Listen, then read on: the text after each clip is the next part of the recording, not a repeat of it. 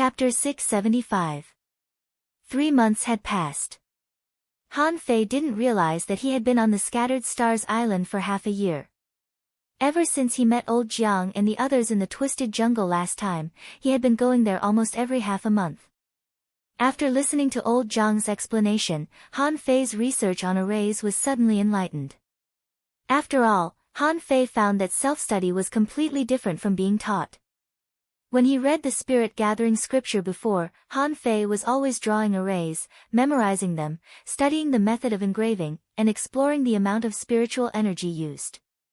But after old Jiang's explanation, Han Fei found that it was not like that at all. Arrays, to get to the bottom of it, were a kind of power that borrowed the power of heaven and earth, just like how a manipulator summons spiritual plants from the void. Therefore, rote memorization was never the right way to learn. At this moment, Han Fei was lying in the treehouse, gathering spiritual energy on his fingertips and drawing in the void. Every single line was drawn according to his own will. Killing arrays were meant to kill, so they were guided by spiritual energy and tried to control everything in the field as something that could be used in battles. Moreover, the array formation not only required the support of spiritual energy, but it also required artistic conception. For example, the invincible fighting intent. When drawing with spiritual energy, the method of drawing was also crucial. Also, it involved the amount of power that could be borrowed from heaven and earth. The strength of an array was related to the amount of power that could be borrowed. When the array in his hand was completed, Han Fei withdrew the spiritual energy on his fingertips, and the array dissipated. This was the 18th array that he had learned. The 18 arrays mentioned here were the ones that Han Fei could use at any time. In just 3 months, he had learned more arrays than he had in the past 3 years. Among them, there were still some that he could slowly draw, depict, or set up. Downstairs, Chao Qiu shouted, Han Fei, we really can't hide this time. We have to go." Han Fei turned over and jumped out of the treehouse. "I told you, we have to keep a low profile. We're not strong enough right now. If we're assigned to a job that requires us to go to sea, we'll be easily targeted by the half-mermaids. By then, we'll be even more miserable than those in the level 3 fishery. Miserable doesn't help. The Scattered Stars Island is not raising you for nothing. After such a long time of accumulation, you still haven't improved." It was Yang Dao. This was the first time in 3 months that this 7-star powerhouse had come in person. Yang Dao glanced at Han Fei. "Then, you must be a peak-level junior hanging fisher. Looking at the time, according to your previous speed of improvement, you should be able to break through, right?" Han Fei grinned. "A little bit more, but it should be soon." Yang Dao said casually, "Whether you are fast or not, you have half a month at most." Han Fei was stunned. "Huh? Half a month, why?" Yang Dao said casually, "I don't mind telling you. A brand new mystic realm was about to be opened, but it was more than 8,000 li deep into the sea. So, we and the sirens are aiming at this place." Han Fei was briefly stunned. "Does this have anything to do with us?" Yang Dao said, "There's a large-scale seal in that treasure trove. In the initial battle, in order to open this secret realm, humans and sea demons had suffered heavy casualties. In the end, they reluctantly reached an agreement. Both sides would send in some of their younger generation experts."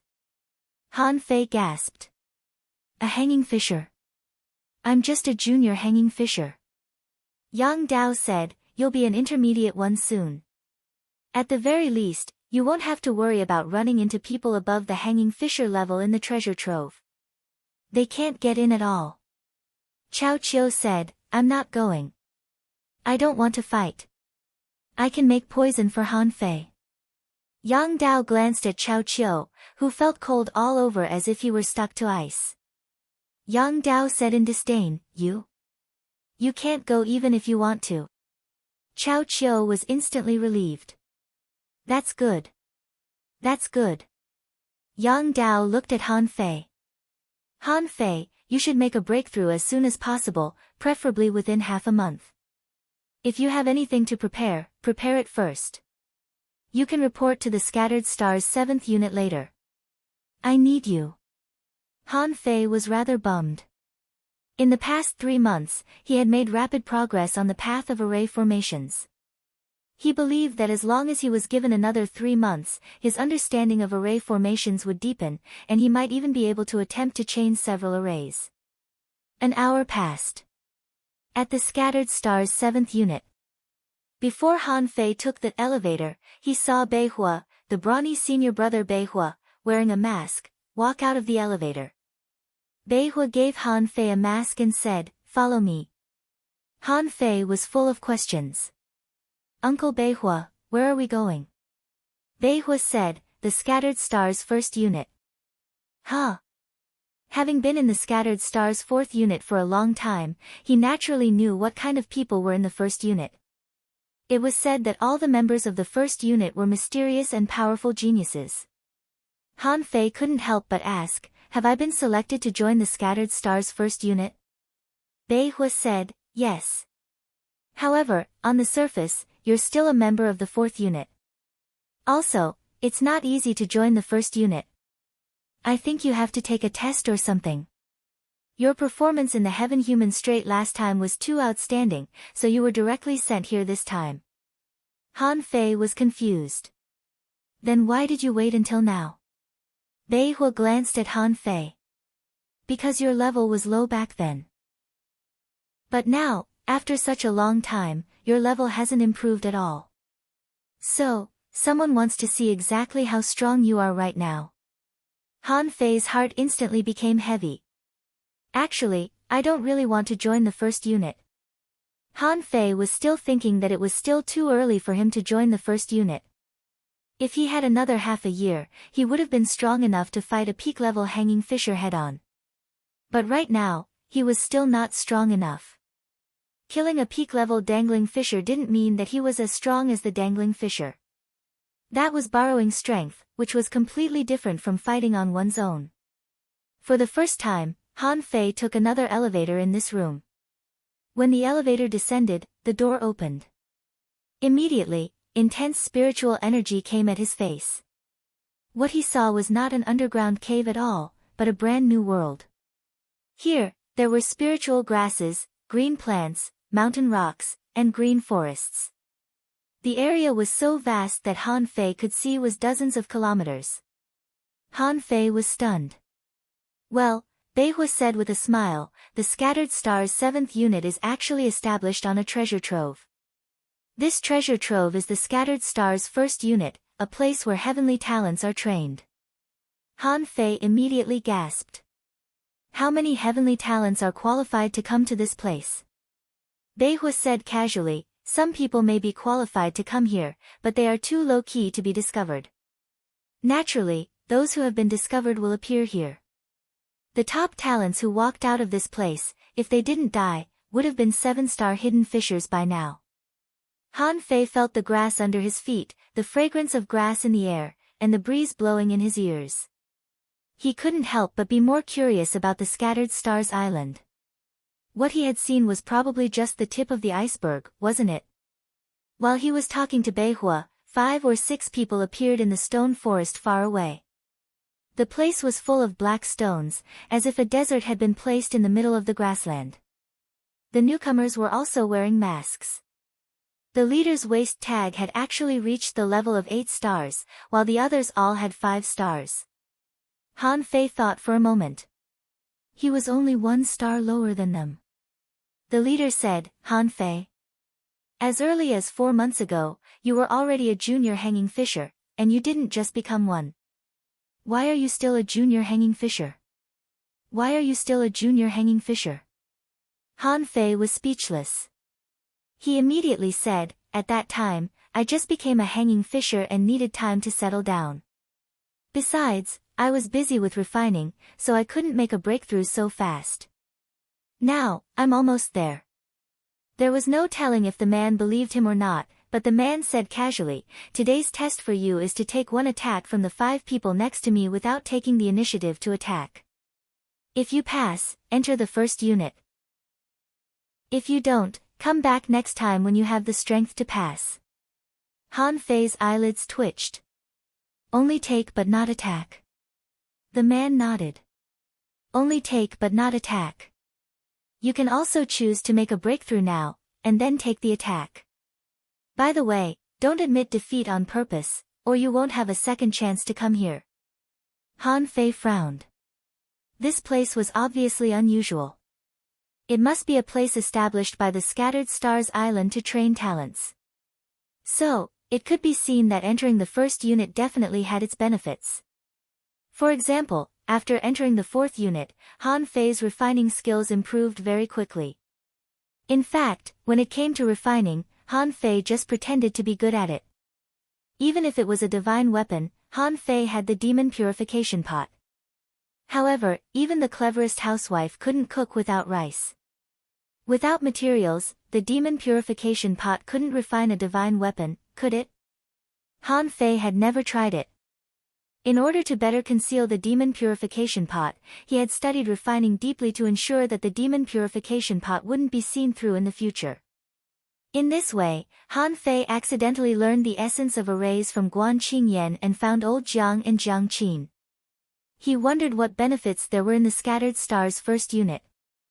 Han Fei smiled. No need to make a breakthrough. Come on. Fourth chapter. Add chapter. I'll release a chapter first. As for the others, I'll keep them for the new year. Or release them slowly. Anyway, there's no shortage of chapters. End of this chapter. Chapter 676. In fact, Han Fei didn't need to look at their faces to know that these 5 people should be very strong. Otherwise, they wouldn't have asked them to test him. However, the assessment this time was too ridiculous. Han Fei could only allow others to attack him, but he couldn't attack others. Wasn't this very passive? Among the 5 people, a girl walked out first and said in a sweet voice, "I'm good at speed. I'm a hunter. All you have to do is not let me hurt you. Otherwise, you will lose." Han Fei had long been used to Xia Xiaochan's flickering figure. Seeing that this girl was just a hunter, he thought to himself, is she more difficult to deal with? Han Fei smiled and said, "Okay, let's have a try." As she spoke, the girl's figure had disappeared, and Han Fei immediately felt a gust of wind under his armpit. She's really fast. Han Fei's figure flickered, and he was only 1 centimeter away from the dagger, narrowly avoiding the knife. Before he came back to his senses, he felt a stab on his back. Han Fei crouched with one hand on the ground, turned around, and turned around. Then, he saw a dagger about an inch away from his chest. At that time, Han Fei grabbed the woman's wrist with one hand. The latter seemed to be smiling and let Han Fei grab her. But Han Fei didn't panic. He grabbed the woman's hand and hooked his wrist, only to see that the woman's other hand was already against his shoulder. Immediately, Han Fei slightly leaned his body and grabbed the girl's indescribable part with his other hand. Swish! The girl immediately stepped back and pointed at Han Fei angrily. "You are shameless."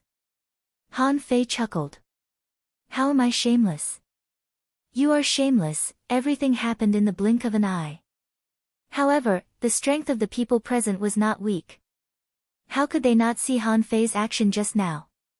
Immediately, someone coughed and said, "Well, forget it. Let me do it." The girl stomped her feet angrily and then walked back to the team. The second one was a man. Han Fei said, "What tricks do you have?" The man said, "I'm not good at speed. I heard that you are very strong.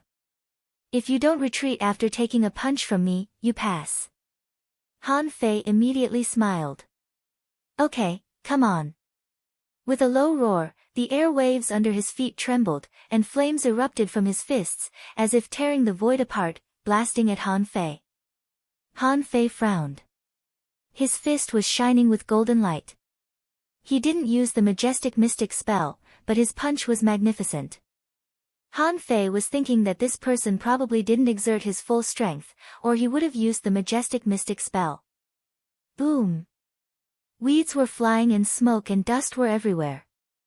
More than 20 meters behind Han Fei, there was a long trail of burning flames. The grass and trees on the ground crackled.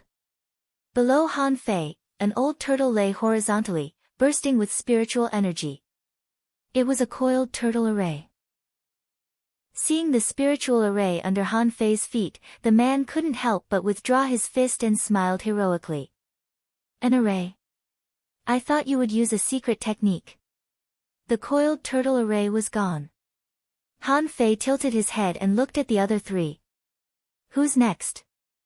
A young man holding a sword took a step forward and said, "Just take my sword." Han Fei tilted his head and looked at the 8-star expert. Am I not allowed to fight back? The man said, I can block it. Han Fei grinned. Isn't that a passive attack? Immediately, the blood-drinking knife appeared on Han Fei's waist. Come on. The young man's eyes lit up slightly. Without any nonsense, the long sword in his hand automatically flew in front of him, spun crazily, and then slowly stabbed at Han Fei. Han Fei smiled. This was somewhat similar to Lu Rinquang's bloodthirsty broadsword. The long sword seemed to be moving slowly, but in fact, it was swallowing spiritual energy in the air and constantly growing. Han Fei didn't intend to compete with these people, so he naturally wouldn't wait for the sword to reach him. So, he activated the draw technique. The cold light was as dazzling as the sun in the daytime. In an instant, the knife light directly collided with the sword. Clang! To Han Fei's surprise, the opponent's sword didn't break and actually blocked the draw technique. Han Fei's draw technique contained the invincible knife intent, which was unstoppable. Han Fei looked at the young man seriously. Sword intent? Han Fei's heart slightly trembled. The Scattered Stars first unit truly recruited unparalleled geniuses. He hadn't figured out the art of knives and swords yet, but someone here had already grasped it. The young man was also shocked. Is this knife intent? Wait. Bam! The long sword flew back, and Han Fei's draw technique still had some power left, so he continued moving forward. However, it was cut into pieces by the young man's sword again. Next to him, Beihua and the 8-star expert were also slightly stunned. He was just a junior hanging fisher, but he was so strong. No wonder the higher-ups had been paying attention to him. Han Fei, however, looked at the other two. What else do you have? One of them stepped forward. What a coincidence. I happen to know a thing or two about arrays. I'll set up an array. How about you break it?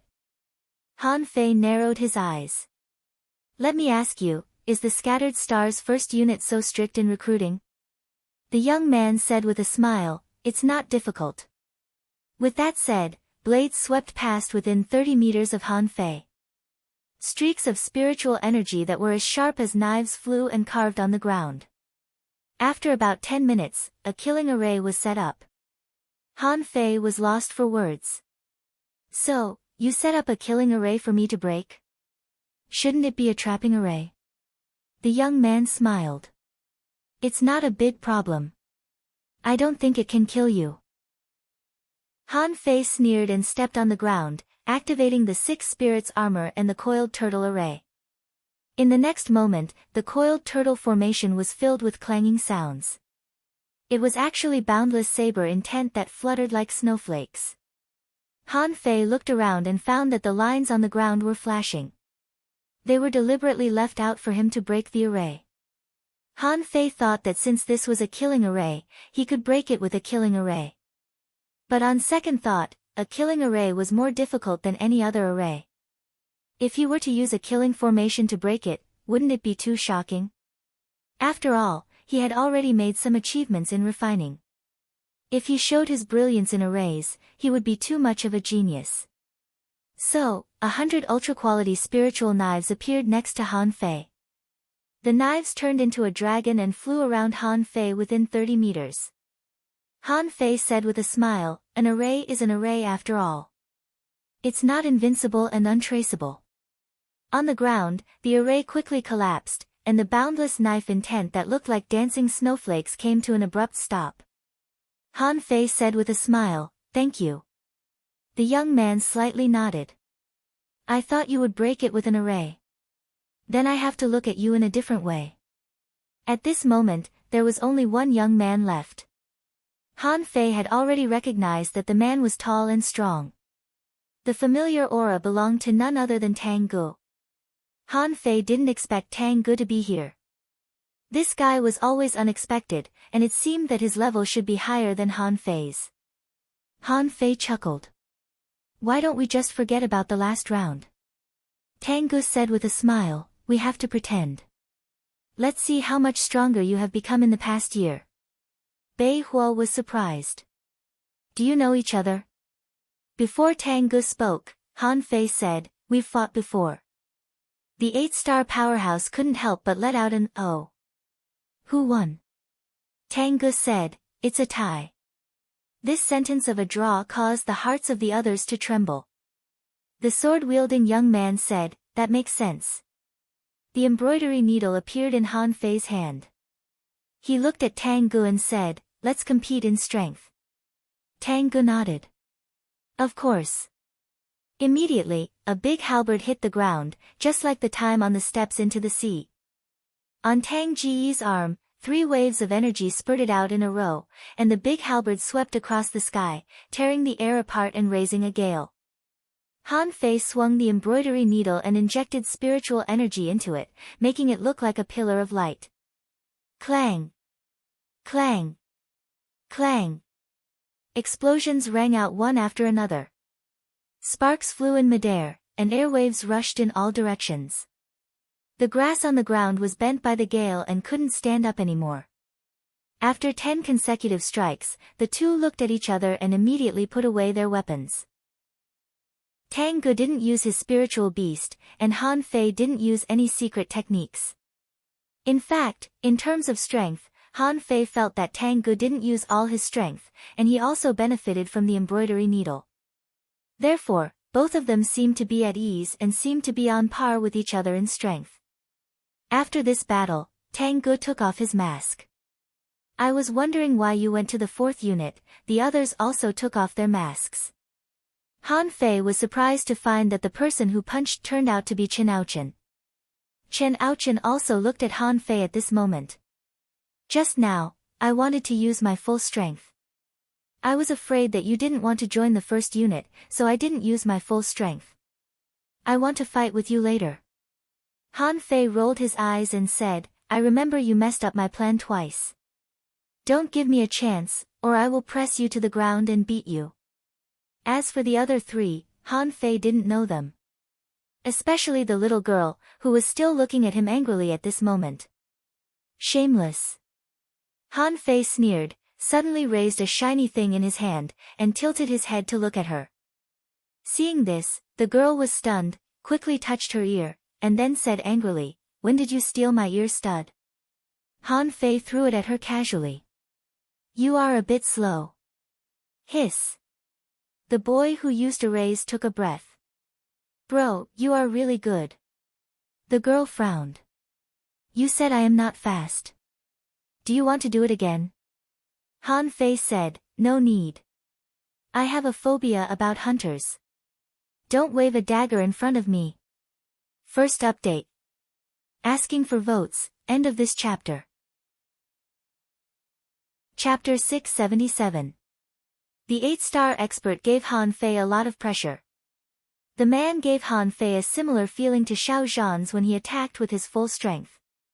Han Fei's first impression was that the man was a peak-level hidden fisher who could kill him with his breath. Although Uncle Beihua seemed to be a hidden fisher too, he didn't have such a feeling. It was as if the smell was forcefully created, and it carried a trace of indistinct baleful aura. The 8-star expert said, "Since you two know each other, you're my acquaintances. My name is Liang Tian, the leader of the 1st unit. I'll call someone when the 1st unit has a mission." According to Liang Tian's introduction, the hunter girl was named Yi Xiangxiang. She was best at weird movement techniques and saber techniques. The young man who used arrays was named Meng Yi. He was much better at arrays than Han Fei was. It was said that he could draw more than 500 arrays. The man who used swords was named Ning Dong. He was not arrogant but rather warm. However, this man was not only a soul warrior but also an armorist. He didn't carry out his real strength in the previous attack. Han Fei said, "That's not right. I noticed that a lot of people weren't here during the battle in the Heaven-Human Strait. Chao Tian, Yi Baiyu, Chao Jiaran, Mu Ling. If you're here, shouldn't they be here too?" Liang Tian's lips curled. "You do know a lot of people. They're all here, except that they're not here right now. You should get to know each other first. We'll gather in half a month." Han Fei, Yang Dao must have told you that there's a mission in half a month. So, make breakthroughs as soon as possible. Stabilize yourselves after the breakthrough. There will be a great battle by then. After that, Liang Tian and Beihua tilted their heads and walked to the woods far away side by side. When only the 5 of them were left in the crowd, Han Fei spoke to Tang Gu telepathically, "You don't need to act so familiar. I'm probably being watched." Tang Gu frowned. "What are you being watched for?" Han Fei said, "Some trivia in the Scattered Stars prison." Han Fei didn't explain. He simply looked at them and walked to Meng Yi. As if they were close, Han Fei suddenly put his arm around Meng Yi's shoulder. "Brother Meng, it's an honor to meet you." Meng Yi was stunned. "Huh? You know me?" Han Fei said with a smile, "I didn't know him before, but now I do. Brother Meng, there are a few formations that I have some questions about. I heard that Brother Meng is an expert in formations and has stepped on tens of thousands of formations. I really admire you." Cough cough. "That's too much, too much. What does Brother Han not understand? There may be too many. Let's do it one by one." Next to him, Ning Dong said, "Han Fei, you just came in. Don't just hang out with Gue Yi. Let's get to know each other. After all, we still have to go together in half a month." Han Fei immediately slapped his thigh. "Yes, yes, yes. Let me introduce myself. I'm Han Fei, good at refining and cooking. Do you want to eat?" Yi Xiangxiang stared at Han Fei in disdain. "You're just a glutton." An hour later. Yi Xiangxiang held a crab leg in her hand and was wolfing it down. After finishing one leg, she wanted to look for more, only to find that there was only the crab shell left in the pot. Immediately, Yi Xiangxiang said, "Shameless." "Ah. Han Fei, what did you do? How can it be so delicious?" The corners of Han Fei's mouth curled up. "Do you think high cultivation talent is everything? One day, I suddenly had an epiphany. The ocean is so vast. Why are we mediocre? Why can't we eat? So, I devoted myself to studying." Han Fei whistled for a while. Anyway, he didn't know what he was bragging about. Tang Gu shook his head and thought that Han Fei was much more cheerful. However, the other 4 didn't think so, including Chen Aochen. They all felt that Han Fei couldn't have made such delicious food without an epiphany.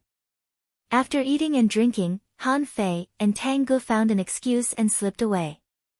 Fearing that someone might be eavesdropping, Han Fei set up a soundproof array and a spirit-blocking array. Then, the 2 of them finally talked. "I have something to say." The 2 of them spoke at the same time. Tang Gu grinned. "You first." Han Fei frowned. "Do you know what our father's name was?" Tang Gu was stunned. "Have you been asking about Uncle Han too?" Han Fei asked in surprise, "You've been asking about him too?" "I vaguely remember that everyone called him Boss Han, but I really don't know his real name." Tang Gu grinned. "He called him Boss Han, but everyone called him Uncle Han. I don't know his real name either." Han Fei said, "Mu Ling's status should be high and she must have a lot of sources of information. Can you ask her about Han Guanshu?" Tang Gu was stunned. "How do you know?" Han Fei was also stunned. Have you also found this person? Tang Gu smiled bitterly. I've already inquired about this matter. Before I came to the level 3 fishery, I was already investigating it. Han Fei took a breath. Seriously? Han Fei didn't think that Han Guanshu would have anything to do with him. He just felt that something big must have happened 30 years ago. Not only the Thug Academy, but also the Scattered Stars Island and the Thousand Star City. Han Fei just guessed that the root of everything should be the Scattered Stars Island. Tang Gu shook his head slightly and said, I can't find any information. I once suspected that this person was my foster father, but there was too little information, and many things became unsolved. However, there is one thing. He is not necessarily dead. It's very likely that someone wanted to hide something, so they made up an excuse. Han Fei frowned tightly. I don't think so. The time doesn't match. Tang Gu also nodded. Indeed, there is some problem with the time. But in fact, it's not a problem.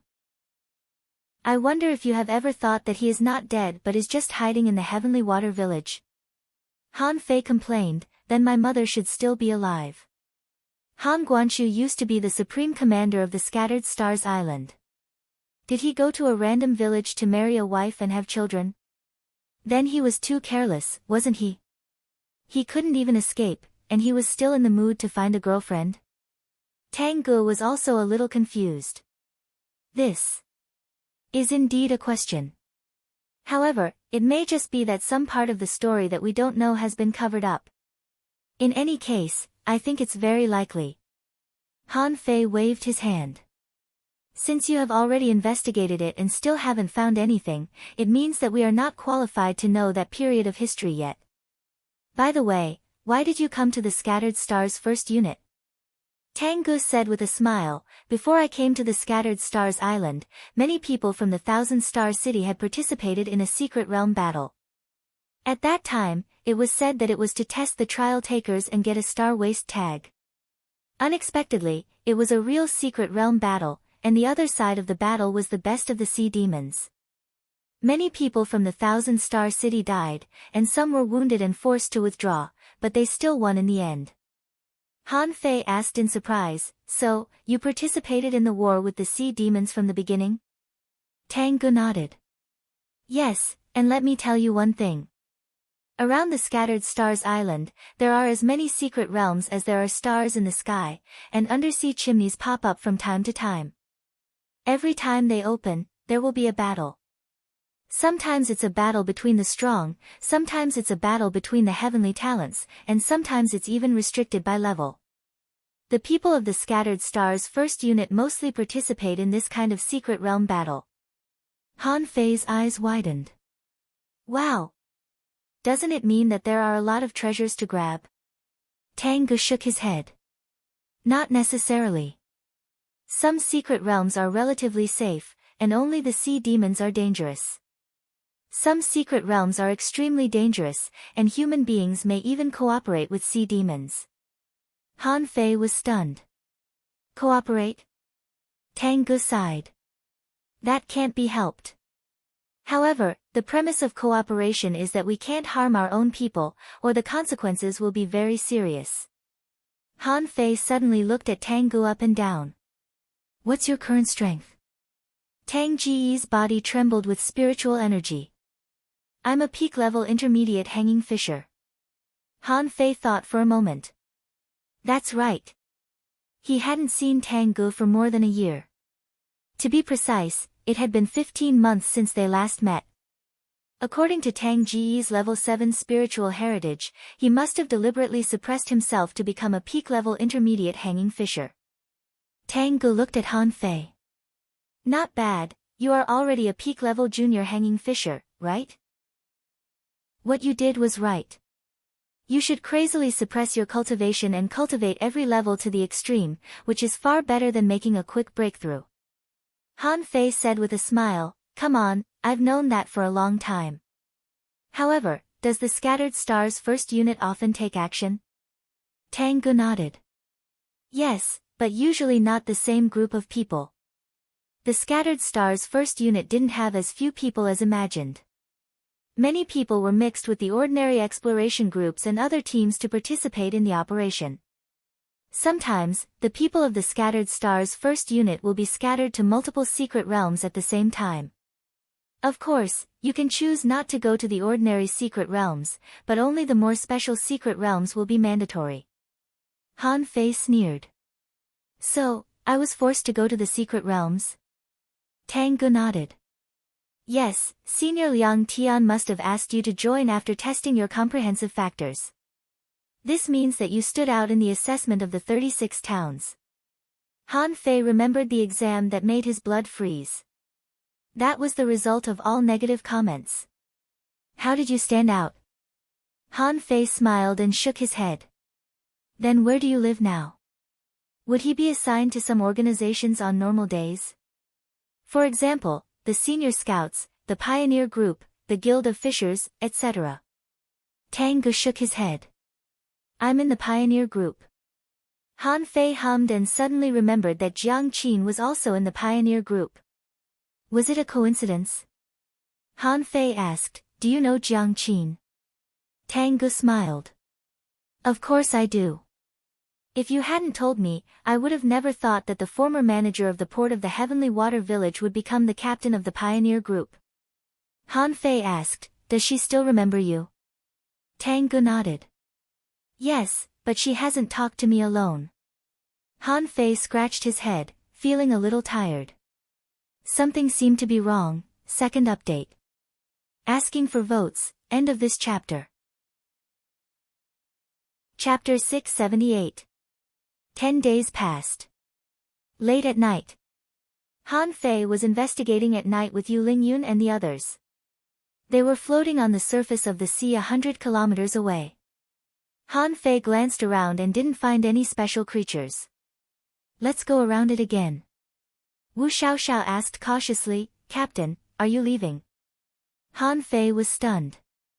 Why do you ask? Wu Xiaoxiao sighed. You're a 3-star refiner, a spirit sealing refiner, and a 7-star expert often come to you.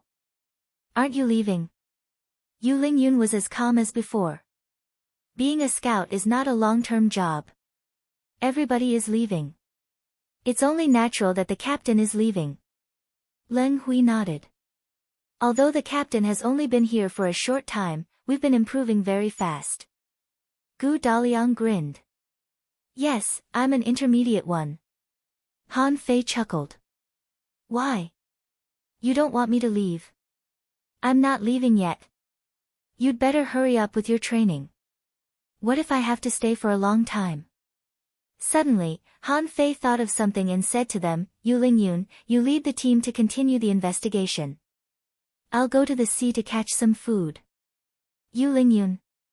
Before they asked, Han Fei simply jumped off the fishing boat.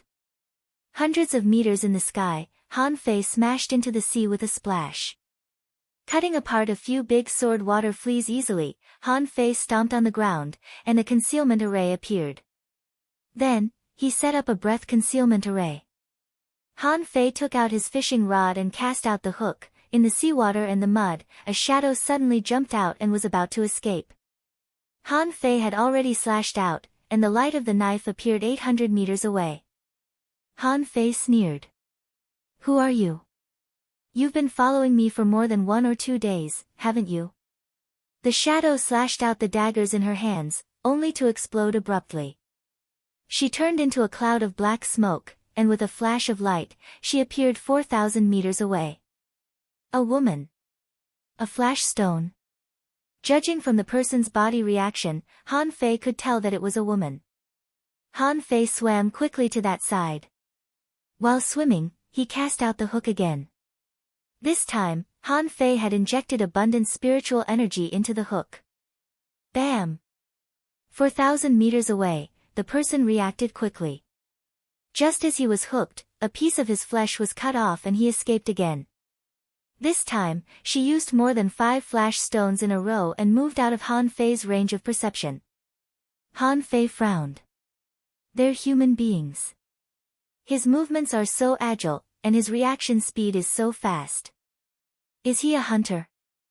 Han Fei didn't remember offending a hunter.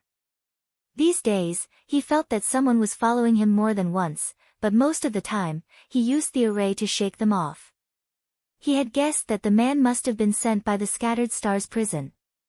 But now that he thought about it, he realized that people from the Scattered Stars prison shouldn't have been discovered so easily. Was she not from the Scattered Stars prison? This time, the woman finally appeared in the sea. Han Fei wanted to capture him in one fell swoop, but the man's skills were not bad. Seeing that the man had run away, Han Fei stopped chasing him.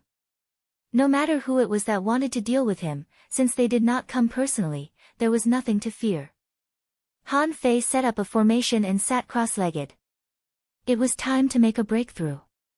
Otherwise, being stared at all day wasn't something that would make one feel good. What he didn't know was that 30 kilometers away from Han Fei, a girl in black showed a look of horror. How is it possible? I'm 3,000 meters away from him, and I'm still invisible. How could I still be discovered?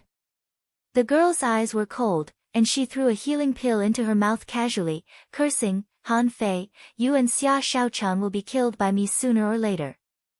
Half an hour later. Han Fei opened his eyes and frowned slightly. My upper limit of spiritual energy is 11,101 points. More than 1,100 points. But my body. Han Fei stretched his body and felt it silently for a while, frowning even more. My upper limit of spiritual energy has increased, and my body has grown a little. But this time, it's natural growth, and the improvement is not exaggerated. It seems that it will be a little difficult for me to make a breakthrough later. Han Fei immediately swallowed 2 mouthfuls of spiritual fruits, took out dozens of soul crystals, and began to refine them.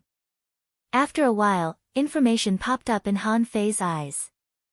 Void Breaking Technique, Volume 4 of Void Fishing, Demon Level, Divine Quality. He had memorized 40 pieces of the God-scaring painting, and his spiritual power reached the upper limit again. His perception range had increased by 3,500 meters. Han Fei couldn't help but sigh. There were 1,000 pieces of the God-scaring painting. So far, he had only memorized 4% of it, but his perception range was already so large. If he memorized all of them, wouldn't he be able to reach 1,000 kilometers with a single thought? Half a month passed in the blink of an eye. The skeleton shore seemed to have become safe, and no major events had happened for nearly 3 months. It was said that it became a legend on the Scattered Stars Island that the man-fish had abandoned the skeleton shore. Han Fei, the captain of the skeleton shore, was eating hot pot on the grass of the Scattered Stars first unit, with Tang Gu sitting next to him. Originally, there were only the 2 of them. However, as if she didn't see Han Fei's eyes, Yi Xiangxiang just sat down, took out chopsticks, and began to eat. Han Fei was speechless. Wait, you really don't regard yourself as an outsider? Yi Xiangxiang nodded. As comrades, we should help each other. By the way, in this mission, you are a spirit gatherer. You can't expose your strength as a soul warrior unless it's a critical moment. Han Fei wondered, why? They say it's to preserve our strength. Not only you, but another person was also sent in this time. You know her. Han Fei wondered again, do I know her? While they were talking, Han Fei saw a group of people appear, including a familiar figure in the forest. He was stunned. Gong Yuehan. Liang Tian said, don't eat. Get familiar with each other first. This time, a total of 7 of you will set off. Han Fei, I know you are good at disguising. You have to disguise yourself for this mission. Han Fei blinked. Do I need to disguise myself in this secret realm battle between sea demons? You were in the limelight in the battle at the Heaven Human Strait. If you don't disguise yourself, they won't let you in. Even if they let you in, they will definitely send more people.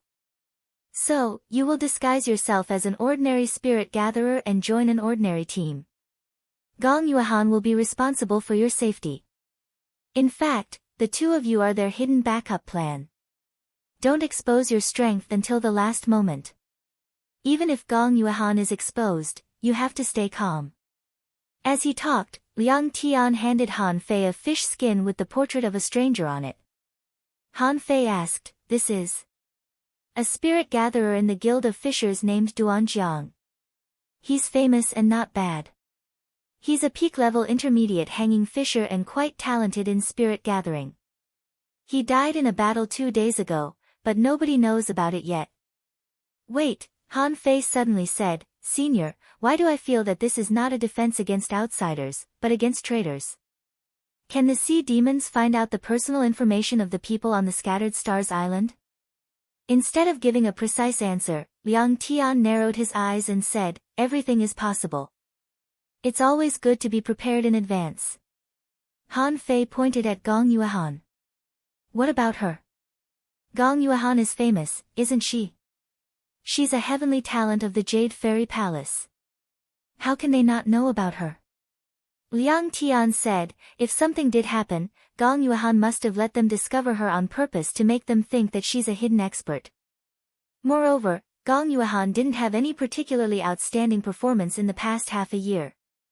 If the other party found any clues, they would only target Gong Yuehan. If the other party doesn't find out, both of you are backup plans." Han Fei took a deep breath. This task didn't sound simple. Gong Yuehan looked at Han Fei with curiosity and a trace of annoyance in her eyes, but she was quite quiet and didn't say anything. Liang Tian said, "The captain this time is Meng Yi. After entering the secret realm, he would listen to Meng Yi's orders. If necessary, everyone except the 7 of you can be sacrificed." Hearing this, Han Fei's pupils shrank. The first thing that came to his mind was not that there was anything wrong with sacrificing others. He wondered if Liang Tian had said the same thing to Meng Yi. For example, besides himself, everyone else could be sacrificed. For a moment, Han Fei shuddered. How is this a fucking arcane land exploration? Isn't this a fucking scheme? Meng Yi took over. For the exploration of the treasure trove, we'll summon people from the Pioneer Legion, the Dark Hunter Legion, the Guardian Legion, the Law Enforcement Legion, and so on. None of the newcomers will be weak, but they won't be too outstanding either. This time, there will only be 2 spirit gatherers. So, Han Fei, you and the other spirit gatherer will be protected by all of us. You can't take action without my permission."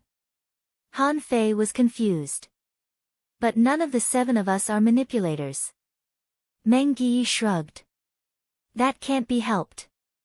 The excellent manipulators have all gone to a special secret realm. That secret realm is even more important than ours. We might as well not go there if we don't have a top manipulator." Han Fei was about to speak, when Meng Yi said, "Luo Xiaobai went too, or she would have been summoned." Han Fei was stunned. "Xiaobai joined the Scattered Stars first unit too?" Liang Tian said unhurriedly, "Earlier than you." Han Fei was lost for words.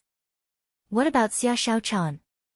What about Zhang Xuanyu and Lu Renquang?" Liang Tian nodded. "I've considered all 3 of them. However, Zhang Xuanyu isn't strong enough. Lu Renquang is strong enough, but we need to verify whether or not that guy can fight. As for Xia Shaochan, she's too hot-tempered and can easily make mistakes." Han Fei thought for a moment. Xia Shaochan's personality doesn't seem suitable for such a team that is full of schemes. It'll be hard for her to control herself if she goes on a rampage. Meng Yi glanced at everybody. "Okay, let's go, the 3rd update. Please vote. Do we need to update today?" If so, I'll continue to revise it. It'll take a while. End of this chapter. Chapter 679. Liang Tian asked Meng Yi to lead the team. The gathering point was still the Sea God Square at the center of the Scattered Stars Island. In the sky, Han Fei asked curiously, "Are there any strict conditions to enter the central city?" Meng Yi smiled. "Of course. After you get 6 stars, you can go to the central city. Also, you can go to the blood guards who can slay 100 people. However, you're not qualified yet because you were promoted by an exception." Han Fei snorted and thought to himself, it's a pity that I didn't go to sea. Otherwise, I might have been able to slay 1,000 people. On the central square, only 3 people arrived earlier than Han Fei. 10 people hadn't arrived yet. Hardly had they landed when someone looked at Han Fei, who was in disguise, and recalled, "Huh? Are you Duan Jiang from the Guild of Fishers?" Han Fei was lost for words. He had been recognized so easily. Was this Duan Jiang so famous? Han Fei nodded. That's me. Then, the man immediately frowned. Are there so few spirit gatherers on the island? Han Fei glanced at him. What do you mean? The man sneered. Although you're somewhat famous, as far as I know, you can't provide spiritual energy for 12 people, can you? Han Fei found that his identity wasn't very impressive. Wasn't he said to be somewhat famous? How could such a famous person be criticized as soon as he arrived? Meng Yi said telepathically, hold on. This man is Su Mo from the guards. You're not on his team. There's no need to be angry. Hearing that he wasn't on this man's team, Han Fei couldn't help but sneer. Then don't come to me if you don't have enough spiritual energy. Su Mo snorted. A mission is a mission. If you can't do it in a battle, my team and I won't protect you. Han Fei chuckled. Go ahead. I don't care. Whatever Meng Yi said, Han Fei wouldn't take it lying down. Not to mention that he was losing the big picture. Considering Su Mo's temper, wouldn't he be losing the big picture? A moment later, more people flew over. When there were 16 of them, a pretty girl suddenly jumped from the sky and said, my name is Su Hongye. Are my teammates Gong Yuehan, Duan Jiang, Qin Chen, and Wang Qing here? A man carrying an armor box said, I'm Qin Chen. Another lean man came over. Wang Qing, hunter. Gong Yuehan said coldly, Gong Yuehan. Han Fei waved. Duan Jiang. Su Hongye looked at Han Fei and frowned. You survived? Han Fei didn't speak but slightly narrowed his eyes. Su Hongye sneered. I'm told that your team is all dead. I didn't expect that you, a spirit gatherer, survived and escaped back. Han Fei sensed uncanny hostility and couldn't help but glance at Meng Yi. Meng Yi felt a headache too. This Su Hongye is rather straightforward. Maybe she underestimated you because you abandoned your teammates. Han Fei sneered. Captain Su, while it's commendable to die valiantly, it's foolish to die for nothing. Su Hongye snorted. I don't care what you say. There are only 2 spirit gatherers in this mission. Even if you die, you must hold on until your spiritual energy runs dry. If you desert, you'll be the first to be executed. Han Fei was so angry that his teeth hurt. Who gave him such a face? He hadn't even seen the treasure trove yet, and he had already been insulted by 2 people. The temporary captain of the other team, on the other hand, stood out and said with a smile, we're all teammates. Why are you angry? I'm Zhao Jie. Everyone, I'm a soul warrior and a spirit gatherer. Su Hongye glanced at him. I've never heard of you. But are you the other spirit gatherer? Su Mo nodded. I'm good at dual cultivation. How much spiritual energy do you have? Zhao Jie laughed. I'm good at it. Su Mo slightly nodded. That's fine. Han Fei's lips curled. I'm good at it too. However, I'll keep a low profile and keep it a secret.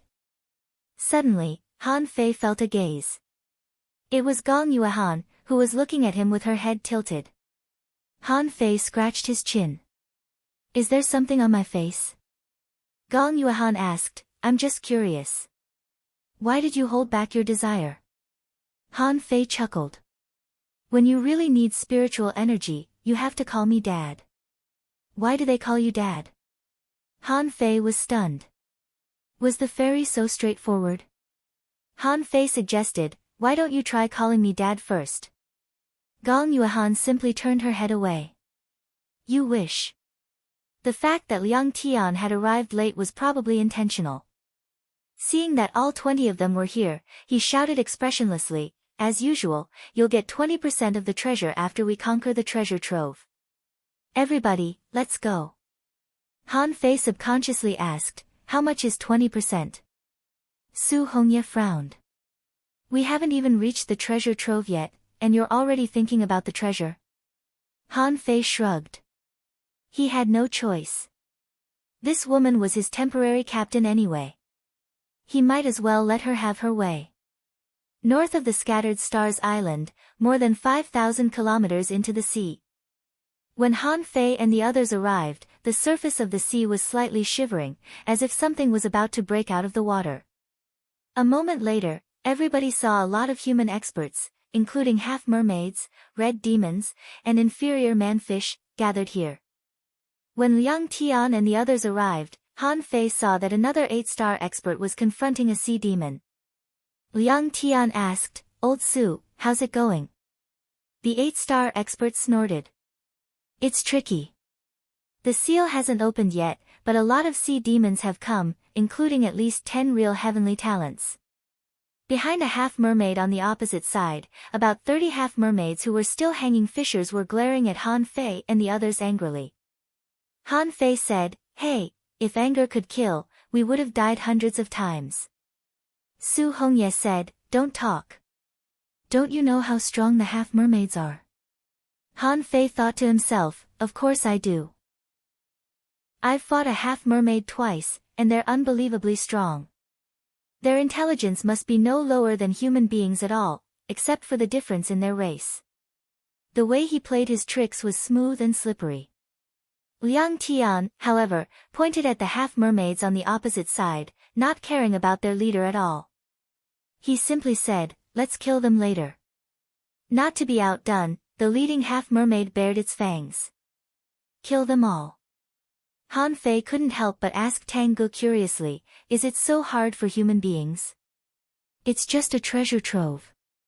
Why do two armies have to fight each other?" Tang Ge said, "For a regular treasure trove, whoever takes it can take it. But such a treasure trove that even peak-level hidden fishers can't open means that the treasures in it are extraordinary." Han Fei was confused.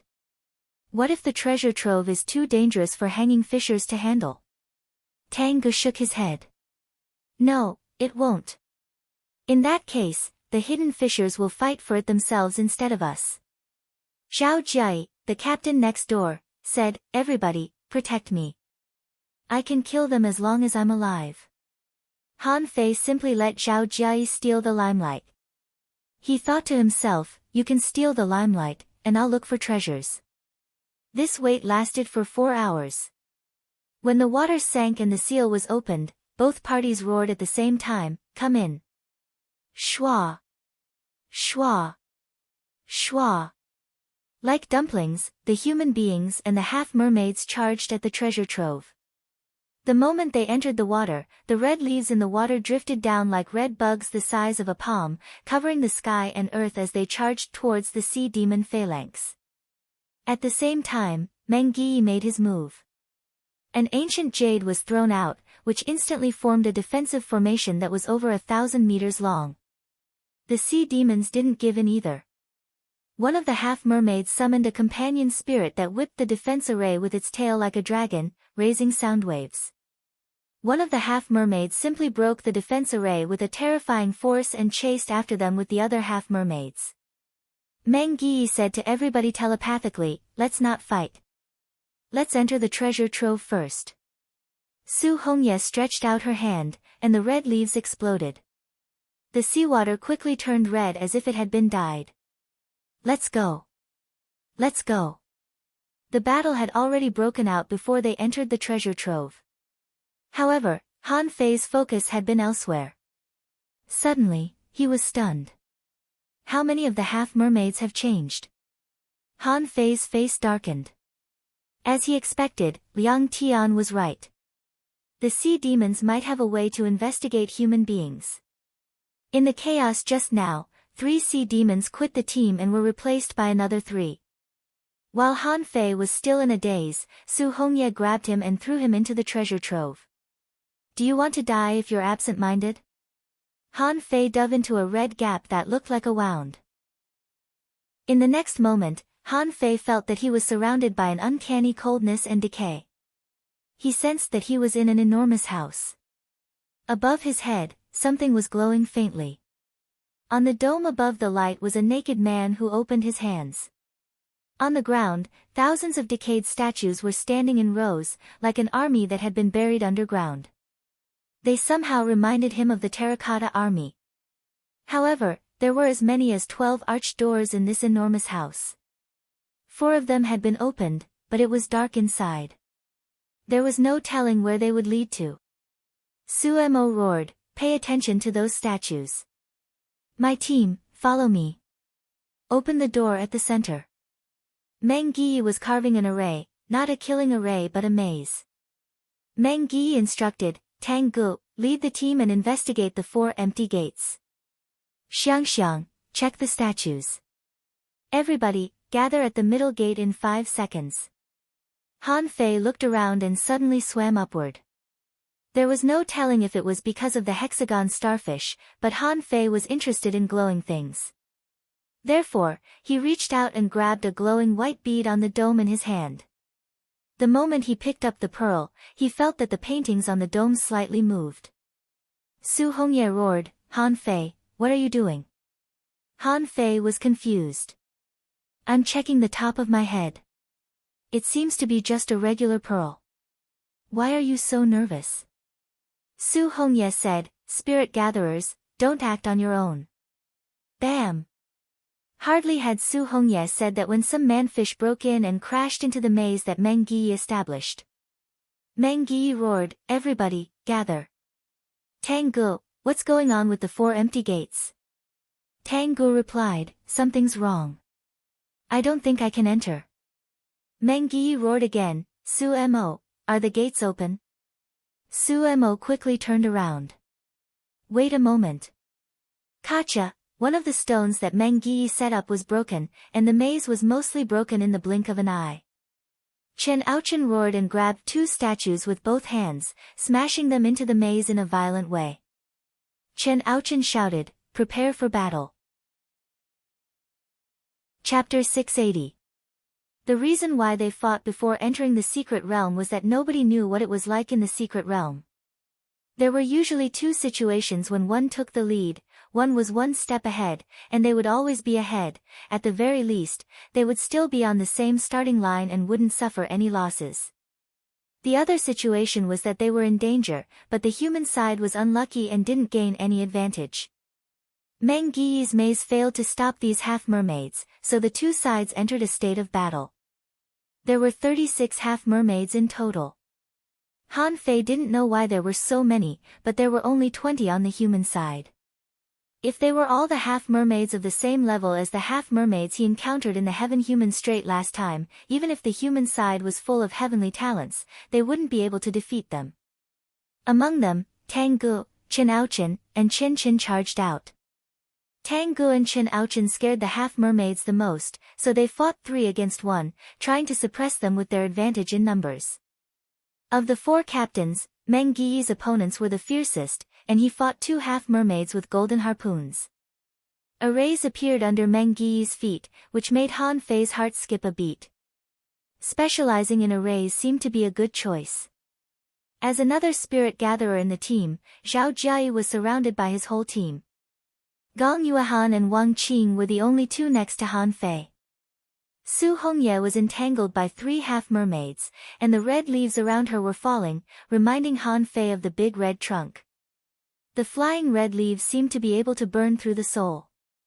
Su Hongye said telepathically, "Duan Jiang, protect yourself. This is just the first confrontation. We haven't seen the treasure yet, so we won't fight to the death." Wang Qing was already invisible and appeared next to Han Fei now and then, blocking some attacks for him. Gong Yuehan's long sword slashed out a sky full of mystic sword shadows. The sword shadows were like a net, covering all the enemies in front of Han Fei. But even so, it couldn't stop the attacks of the half-mermaids. When Han Fei noticed the movement of the water, he moved aside, and a flashing harpoon had been stabbed where he was just standing. Han Fei's face slightly changed. Do the half-mermaids have hunters too? No, it's not a hunter skill. It's a water attribute combat skill that allows one to turn themselves into a part of the water. It's similar to Mo Fian's movement technique. Kill the enemy spirit gatherer. A half-mermaid roared. Unable to attack, Han Fei said to Gong Yuehan, I'll run away first. You guys fight. With that said, Han Fei rushed out, twisting his body to avoid the harpoons one after another. When the overwhelming seawater shrouded him, Han Fei could always slip away from the gaps of the attacks. Roar! In front of him, Tang Gu attacked furiously. The halberd floated in the air, and the white dragon roared. The halberd directly blasted a half-mermaid into the group of sculptures. Next to Han Fei, a half-mermaid was suddenly torn apart by a sword light, and Ning Dong, an armorist and a soul warrior, had come to him. Spiritual energy. Han Fei pointed his finger and spiritual energy surged into Ning Dong's body. The latter let out a low growl, and the 13 swords in his armor box spread out like streams of light. They formed a sword net and directly tore apart the 2 energy water balls that floated toward him. Boom! Seeing that, the half-mermaid who launched the water balls summoned his companion spirit, which was a big scorpion that was as translucent as a crystal. Before he attacked Han Fei, the red leaves rolled over and stuck to the big scorpion, only to explode and shatter its shell. Su Hongye glanced at Han Fei. Spiritual energy. Han Fei dodged a spear and blocked Ning Dong behind him, injecting spiritual energy into Su Hongye's body. Su Hongye was greatly refreshed. She couldn't help but look at Han Fei, thinking, his spiritual energy is so pure. It seems that Duan Jiang has something to offer. The battle lasted about 5 minutes, and Han Fei was chased for 5 minutes. When the 4 strange stone men walked out of the 4 void doors, the battle finally came to an end. Meng Yi roared, Su Mo, why haven't you opened the door yet? Su Mo defeated a half-mermaid with a slash and said with an awful face, I can't. There's something wrong with this hall. Meng Yi's face slightly changed. Stop fighting. Hey, we're fighting to the death now. Are you going to stop playing? After a few roars, all the half-mermaids returned, and the first battle came to an end. Zhao Jiayi was casting healing techniques on the 2 people next to him. In the 5-minute battle, 2 human beings were heavily wounded, and 3 half-mermaids were killed. Judging from the result, human beings had made a fortune, but that wasn't the case. Han Fei saw that more than half of the half-mermaid's spiritual energy was unstable. They must have used up most of it.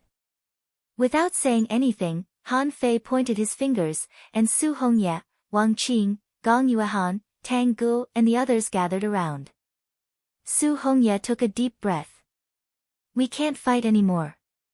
Let's recover our spiritual energy. Tang Gu said solemnly, something is coming out. The half-mermaids on the opposite side were equally cautious. Some of them were replenishing their spiritual energy too. Han Fei asked in surprise, are there spirit gatherers among the half-mermaids too? Yi Xiangxiang explained, it's a profession similar to spirit gatherers. Although the half-mermaids seem to only know how to use harpoons, they're also good at battle techniques and arrays. The 4 stone men that walked out of the 4 void doors suddenly let out a gurgling sound. Then, the eyes of the thousands of statues in front of them suddenly glittered. No data appeared in Han Fei's eyes, indicating that they were indeed just statues. However, when the statues moved, some of their heads turned 180 degrees and looked at them. Meng Yi looked awful. They're puppets.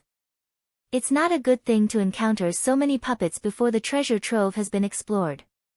Someone said to Su Mo, you've studied it for so long. Can you open the door or not? Su Mo said gloomily, no. I'm afraid that we can't open the stone door until we kill all the puppets. Meng Yi instantly roared, those on the opposite side, why don't we join hands and fight later? Okay. Han Fei didn't expect that they would join hands when they were fighting a moment ago. Tang Ge said to Han Fei telepathically, "Don't rely on them too much. You can leave first if necessary." Han Fei said, "That's fine. Those people won't die easily. Let me study them first." From the beginning to the end, it was a very simple thing for Han Fei to transmit spiritual energy to others. His focus was not on the door, nor on the puppets, but on the roof of the house.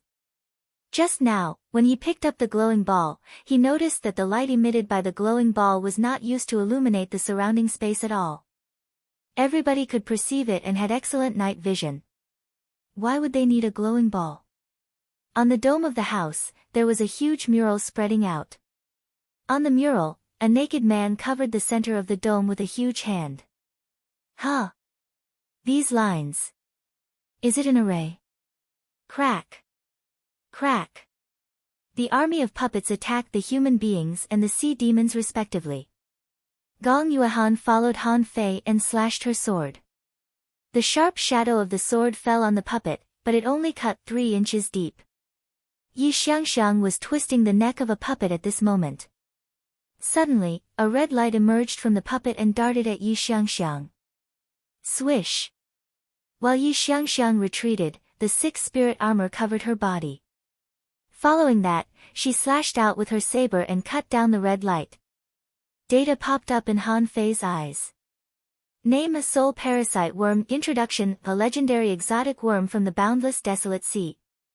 It's ferocious and can absorb the souls of the dead for its own use. It can parasitize and devour the souls of creatures, control them, and turn them into mindless puppets. Level 40 quality rare spiritual energy greater than 628 points. Effect: inedible, collectible, and unabsorbable. Hardly had Han Fei finished reading the data when Yi Xiangxiang shouted, "What the hell is this?" When Yi Xiangxiang shouted, a swarm of red soul parasites had crawled out of all kinds of unknown corners and crevices on the dome. Hiss! Han Fei felt that his blood was freezing. He had just come in. He had just come in and encountered such a horrible thing. If he crawled in from the other side and had his soul devoured, wouldn't he become a walking corpse? Immediately, Han Fei spoke to Tang Ge telepathically, "What danger do you feel from the 4 open doors?" Tang Ge replied, "I can't tell. It's like the air of death." Meng Yi said, "Everybody, come here. I'll set up the array. Duan Jiang, you help me set up the array. Armorists, clear the stone golems." Zhao Jiai was stunned. "Duan Jiang, you know how to set up arrays?" Han Fei said casually, "A little bit." The dozen or so people were slightly startled. The art of array formations was not so easy to learn. They had never heard that Duan Jiang knew how to set up arrays. Was it his hidden trump card? Han Fei leaned close. "Are you going to set up a killing array?" Meng Yi nodded. "Yes, I'm going to set up a killing array." "Can you set up the coiled turtle array for everybody?" Han Fei was lost for words. "Do you think my spiritual energy is worthless?" Meng Yi said, "These bugs can't be easy to deal with in times of emergency. We underestimated this treasure trove." Han Fei's lips twitched. "Let me have a try." Immediately, spiritual energy flashed in Meng Yi's hands, and he waved his swords and sabers in the air, leaving lines of spiritual energy in the air. Han Fei's technique was quite strange too. Beneath his feet, circles and circles of veined patterns revolved. Strange stones flew out of his hands one after another and stood on the bases of the arrays. In front of Han Fei, a bucket of spiritual spring was quickly turned into spiritual energy and gathered on the strange stone bases. Meng Yi was stunned. "Are you going to set up the coiled turtle array?" First update. Asking for votes, end of this chapter. Chapter 681. Meng Yi knew that Han Fei knew a thing or two about arrays, but a small array was completely different from a big one. It didn't mean that a big array was a big one. Han Fei pretended to be pale. "Of course. It's not easy to set up a coiled turtle array for 20 people. It's better to set up a big array." Someone on the half-mermaid side noticed this and said, let's kill that spirit gatherer later. Buzz buzz buzz, when the soul parasites flew everywhere, a violent pillar of fire rose to the sky on the half-mermaid side. A lot of soul parasites perished in the flames. On Meng Giyi's side, the killing array was the shaking water extermination array. It wasn't an array that Han Fei was familiar with, but he had seen it in the spirit-gathering scripture. It was one of the more common killing arrays. It was usually used to deal with the marine creatures under the sand. It could clean up some small creatures by shaking them, but it wasn't lethal enough. When the soul parasites broke in, they didn't die immediately. Therefore, swarms of red soul parasites were attracted to the coiled turtle array that Han Fei set up. Han Fei asked, so, we're in a stalemate now? Someone said, the door can definitely be opened, but there must be a pattern. Su Hongye asked, Duan Jiang, how long can your array last? Han Fei said with a smile, until I run out of spiritual energy. Su Mo asked, how much spiritual energy have you used? Han Fei thought for a moment and said, 30%. What's wrong? Zhao Jiayi exclaimed in surprise, you've only used 30% of your spiritual energy. Han Fei said, why are you surprised? I'm still growing. Meng Giyi said, okay, enough chit-chat. This treasure trove is full of dangers. The way must be inside the door. Let's figure out how to open the door first. Outside of the array, a lot of soul parasites had been killed, but the number of them didn't decrease at all. In Han Fei's perception, the half-mermaids seemed to be looking for a way too. However, the enemy's scorching flames seemed to be more lethal to the soul parasites. It seemed to have an advantage over Han Fei's team. Dum, dum, dum. Those puppets had begun to attack the coiled turtle array. The torrents of knives and swords of the armorists could not kill so many puppets at once. At this moment, a crack appeared on the great plate turtle array. Su Hongye said, if we unleash our full strength, we should be able to shake off those bugs. But the door won't open. What should we do? Su Mo, let's wait a little longer. There will definitely be a turn for the better. This level is more like a test. Suddenly, Han Fei exclaimed, look, isn't the giant hand in the sky pointing at 5 of the 8 gates? Immediately, everyone's expression changed. Su Hongye roared, what are you yelling for? Su Mo was stunned for a moment. Idiot, can't you just tell us what you found? As soon as Han Fei shouted, the half-mermaids on the opposite side had already taken action. They chose the other 3 doors next to Han Fei. At this moment, everyone actually heard a creaking sound. Everyone's expressions changed drastically. Just as they were about to attack, their expressions changed again. The reason was that Han Fei said telepathically, it's fake. The real door is on the top. Let's wait for them to enter before we leave. Su Mo stared at him. What do you mean? Su Hongye was confused. Make it clear. Han Fei was lost for words. Are you idiots? Why do you think Brother Meng arranged for you to go through the middle door? Meng Giyi's lips curled. Our door happens to be the one that the giant hand on the top doesn't point at. So, it's only natural that we can't open it. Su Mo roared angrily, then why did you ask me to open it here? Han Fei snorted. It's a show for the neighbors. As they talked, all the sea demons had crawled into the door. Meng Giyi suddenly roared, let's go up. Su Hongye, it's your turn. Flames were burning in Su Hongye's eyes, and the tremendous red leaves in the hall exploded, blowing away a tremendous number of soul parasites. The 3 armorists cleared the way with the torrents of knives and swords. Everybody took the opportunity to dash to the dome. As they expected, they found a tiny crack at the center of the giant hand. As Chen Aochen hammered hard, the top of the dome was opened, and a stone door no more than 3 meters wide was opened. When everyone entered, their first reaction was cold.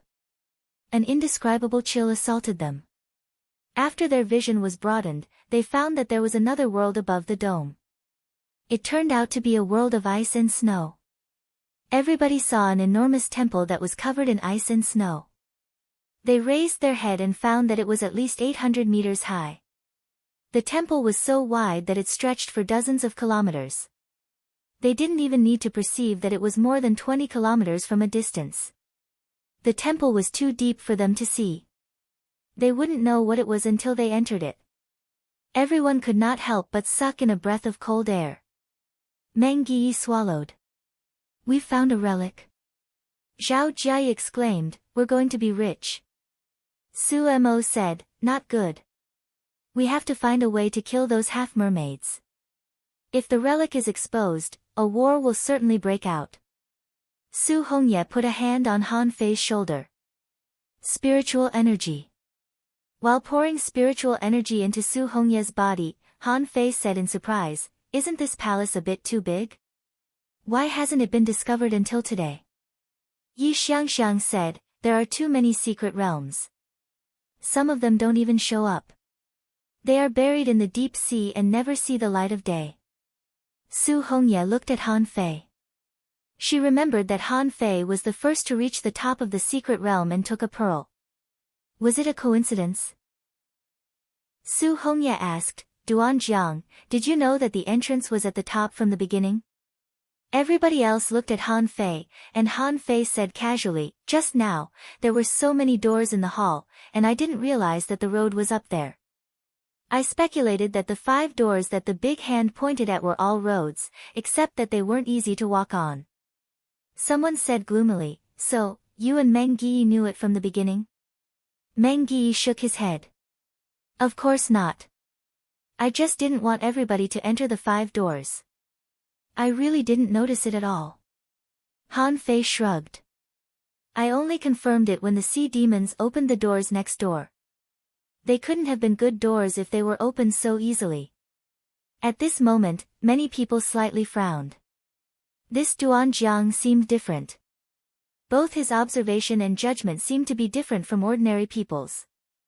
Gong Yuan had been following Han Fei, but she suddenly found that she hadn't considered these details at all. Su Mo's eyes flickered.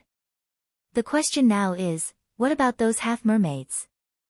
I think someone has to block their way of retreat. I'm willing to do that." Meng Yi shook his head. "No, let's set up a killing array here and enter the palace." Chen Aochen grinned. "That's fine. If those half-mermaids come here, they'll certainly go in too." Meng Yi had already begun to set up the array and said to Han Fei telepathically, "Help me keep an eye on Su Mo." Han Fei frowned. "Why? Why?" Meng Yi shrugged.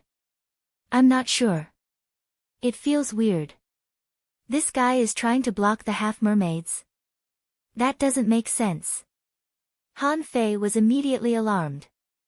He secretly activated the eyes of true vision. Spiritual energy swirled in his eyes, but he didn't see anything wrong with Su Mo. Han Fei thought of Mo Qianshang in the level 3 fishery.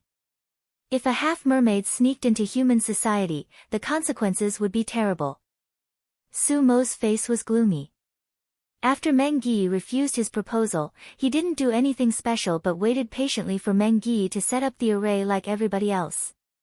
It took Meng Yi half an hour to set up the array. However, Han Fei recognized it immediately. The 100 water mystic killing array could simulate 100 killing techniques with water power. It was a rather delicate array. Unfortunately, such an array was limited by the strength of the person who set it up. It was much worse than Han Fei's infinity water. So, Han Fei immediately said, "Cough. Well, Brother Meng, I bought some highly poisonous things from the logistics division a few days ago. Why don't you put them in this array? If those half-mermaids come, I might be able to poison a few more of them." Meng Yi asked in surprise, "You have poison?" Han Fei pretended to be surprised. "I paid a lot of money for it." "Forget it, I'll pay for it myself."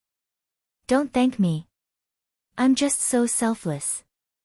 Gong Yuhan's eyelids were cramping. She had heard how terrifying Han Fei's poison was.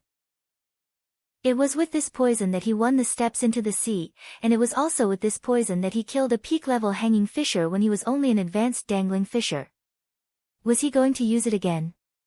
In the front, Yi Xiangxiang, Su Hongye and the other girls couldn't help but spit. There was no cultivator who didn't hate poison cultivators. Although Han Fei didn't seem to be a poison cultivator, the fact that he used poison had left a bad impression on them. Su Mo's eyelids were also twitching. There was no telling what he was thinking. The poison god was led into the array and melted into the snow, colorless and odorless. Han Fei smiled and said, "Everyone, let's go. If they use other paths to reach the palace, we'll be a step too late." Tang Gu echoed, "We don't care about tricks against sea demons. Duan Jiang is right. We should go to the palace as soon as possible." Meng Yi simply shouted, "Let's go." Second update. Asking for votes, end of this chapter. Chapter 682. All of a sudden, Ning Dong, who was running at the front, drew his sword. Snowflakes danced, and a white snowball exploded. Ning Dong roared, "Something's coming." They were less than 20 kilometers away from the palace. After running for less than 3,000 meters, things popped up from all directions. Snowmen? Or snowfish? Han Fei was lost for words. Big fish leaped out of the snow, but there was still no data in Han Fei's eyes. Did these things regard the snow as an ocean? Not just fish, but also crabs made of snow rose from the snow. Scorpions made of ice were emerging from the ground in groups. Su Hongye asked, "Get ready to fight." "What are these things?" Ning Dong said solemnly, "They're not strong, but they don't seem to be killed." Chen Chen shattered an ice scorpion. "Not strong. They're as strong as new hanging fishers, aren't they? If we stand still, we'll be killed sooner or later." Chen Aochen said, "Then let's charge. It's only 20 kilometers away." Hardly had Chen Aochen said that when the ground began to shake.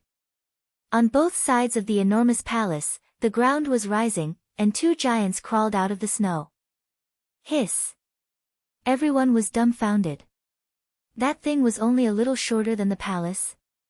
Two gigantic snowmen crawled out of the snow, each holding a huge ice axe in their hands. Han Fei was lost for words. "Don't tell me they're the guards." "Well, they must be very strong." Su Hongye said, "Damn it. I feel a trace of fear in my heart." Ning Dong, who was at the front, suddenly roared, "Look, these little things are not going to attack us." Everybody saw that all kinds of crustaceans and fish creatures, such as snowfish, snow crabs, ice scorpions, and ice lobsters, emerged from the snow and circled behind Han Fei and the others.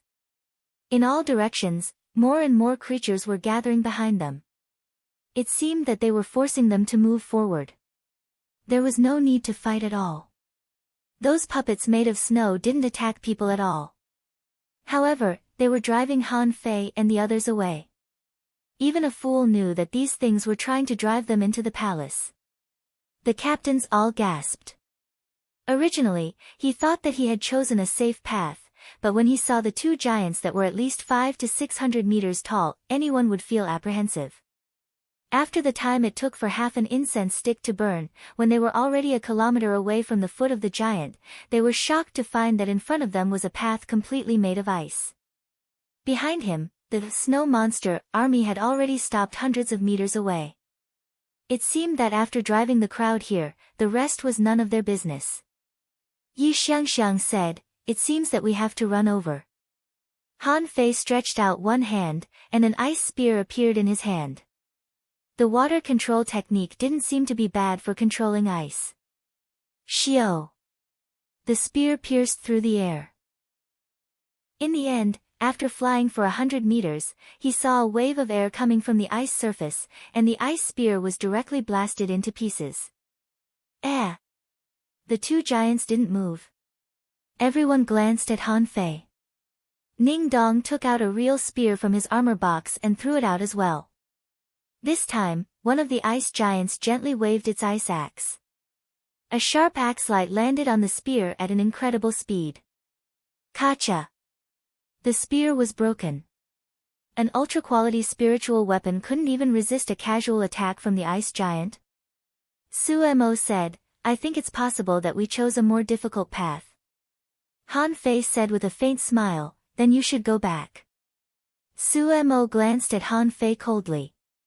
What do you mean? Han Fei smiled and said, nothing. It's just that the entrance has been set up with deadly arrays and poisons. It's impossible for us to go back. Ning Dong, who was in the front, said, we can go. Although the axe light is very fast, it's not completely unavoidable. Have you noticed that? The power of the axe light is just enough to cut an ultra-quality spiritual weapon. Someone said, who's going to try it? What if we're cut by the axe light? Yi Xiangxiang asked, do you want me to try it? I feel like I can dodge it. Meng Yi was deep in thought, and Han Fei was staring at him. Yi Xiangxiang's words would let him see if anyone could be sacrificed, including the people of the Scattered Stars First Unit. However, Meng Yi slightly shook his head. Even if we have to rush over, we have to be prepared. It's a shame that I haven't learned the speed array. Everybody, wait for me. I'll learn it right now. Everybody was lost for words. Su Hongye asked straightforwardly, how long will it take you to learn it now? Meng Yi said, it depends. It shouldn't be a problem if it's simple. Well, Su Hongye tilted her head and glanced at Han Fei. It's none of your business. We're working on it. Zhao Jie patted Han Fei's shoulder. There's no way that spirit gatherers can run over. Lost for words, Han Fei stomped on the ground, raising a gust of wind. Meng Yi asked in surprise, huh? Is this a wind travel array? Seeing that everybody was looking at him, Han Fei couldn't help but say, I'm not good at complicated arrays. However, I happen to know two of such common arrays. Yi Xiangxiang's eyes glittered. Why didn't you say so earlier? Put it on me. Wait a moment. Han Fei interrupted again, there's something that I don't know if I should say. Suemo frowned, his face full of displeasure. If you have something to say, then say it. Han Fei chuckled. You're the one who asked me to say it. Seeing that everybody was looking at him in silence, Han Fei raised his voice and said, are you idiots? Is it fun to risk your life? Why do you have to do such a dangerous thing yourself? Can't you just let the half-mermaids do it? Su Hongye asked, what do you mean? Suemo asked, you want to summon the half-mermaids and let them go first? Duan Jiang, what's your intention? Han Fei rolled his eyes. Are you really an idiot? Do you think there won't be any problems after you enter a relic of this level? Let the half-mermaids go first and let the giants kill half of them first. Or, you can go first with a group of people and leave a dozen people to hide here. When the half-mermaids try to pass, you can attack them from the back. What do you think? Su Mo's face immediately darkened. What a shameless method. Han Fei sneered. Why don't you do it openly? Everybody gets out of the way and let him go first. Blabbering all day long, what was my intention? Let's see what you're up to. Tang Ge suddenly opened his mouth. I agree with Duan Jiang. There are no rules when fighting sea demons. Gong Yuehan nodded. I don't think it's a problem. Zhao Jie asked, this place is so empty. How can we hide? Meng Yi nodded. That's true. We can set up a concealment array and a breath-concealing array. The enemy is not strong, and it's entirely possible for us to go undetected. Su Hongye looked at Han Fei in appreciation. It seems that you're still useful. At least you're smart enough. If that's the case, I agree with you. If they can go in, so can we. Han Fei smiled and said, however, the best solution is that we need reinforcements on the opposite side. If the sea demons go there and ambush us, it'll be the same as us ambushing them. We may suffer heavy losses. Yi Xiangxiang said, I'll do it. I can make it. Trust me. Su Hongye said casually, count me in. I should be fine too. Tang Ge said, count me in. Han Fei frowned and said telepathically, why are you going there now? What if the axe is very powerful? Tang Ge slightly grinned. That's fine. The dragon soul overlord body of the dragon feather lobster has other effects. This place is only 1,000 meters away. We can cross it in half a second. Han Fei asked, really? Tang Ge nodded. Yes. Hearing that, Han Fei said to Su Mo, hey, aren't you going? Since you're so righteous, you should run over first. Then, you can attack the half-mermaids on the opposite side. Su Hongye looked at Han Fei coldly. Don't fight among yourselves. Han Fei grinned. I'm not fighting among myself. Just tell him to shut up, and I promise not to argue with him. Full of killing intent, Su Mo looked at Han Fei. Duan Jiang, are you provoking me? Do you know that you're challenging the captain's authority? Han Fei covered his chest in ecstasy. Ouch, I'm so scared. You make it sound like you're my captain. You want to kill me? If I die, Brother Zhao will be the only one who instills spiritual energy into you. Zhao Jiai chuckled. Don't drag me into this. Your conflict has nothing to do with me. Wang Qinghe licked his lips. What a headache. Why don't you play rock paper scissors? Whoever wins will stay, and whoever loses will go over. Chen Qin said gloomily, the sea demons haven't arrived yet. Are you going to fight them first? Duan Jiang, you're a spirit gatherer. Why are you provoking him? Han Fei snorted and stomped, creating a breath-concealing array. He stomped again, and a stealth array appeared. Around Han Fei, Su Hongye and the others were all stunned. Han Fei had disappeared right in front of them. Even his aura was feeble. Wouldn't it be easy for him to deceive them if he deliberately controlled his aura? Zhao Jiai was lost for words. Brother Duan, I didn't know that you were really an expert in arrays. Meng Yi's eyes slightly constricted. Brother Duan, you've learned the stealth array too. Han Fei stood where he was. What I use are the simplest arrays. They have no effect on those who are much stronger than us. However, they do work on the half-mermaid heavenly talents who are about the same level as us. Don't you agree, Brother Meng? However, exactly at this moment, Su Mo snorted. Okay. I'll go over. Hearing that, Han Fei was not happy but confused. You're really going to go over? Other people have their own trump cards, but what about you? Han Fei instantly spoke to Tang Ge telepathically, watch out for Su Mo, something might be wrong with this guy. I'm busy today. I just came back from my hometown and moved the New Year's goods. It's already the third watch, end of this chapter. Chapter 683. In front of the ice road, there seemed to be a gap at the gate of the palace, which should be enough for one person to crawl through. Yi Xiangxiang was the first to step on the ice road, and Meng Yi needed absolute trust in her to ensure that she was the first to pass. Only the people in his own department could be absolutely trusted.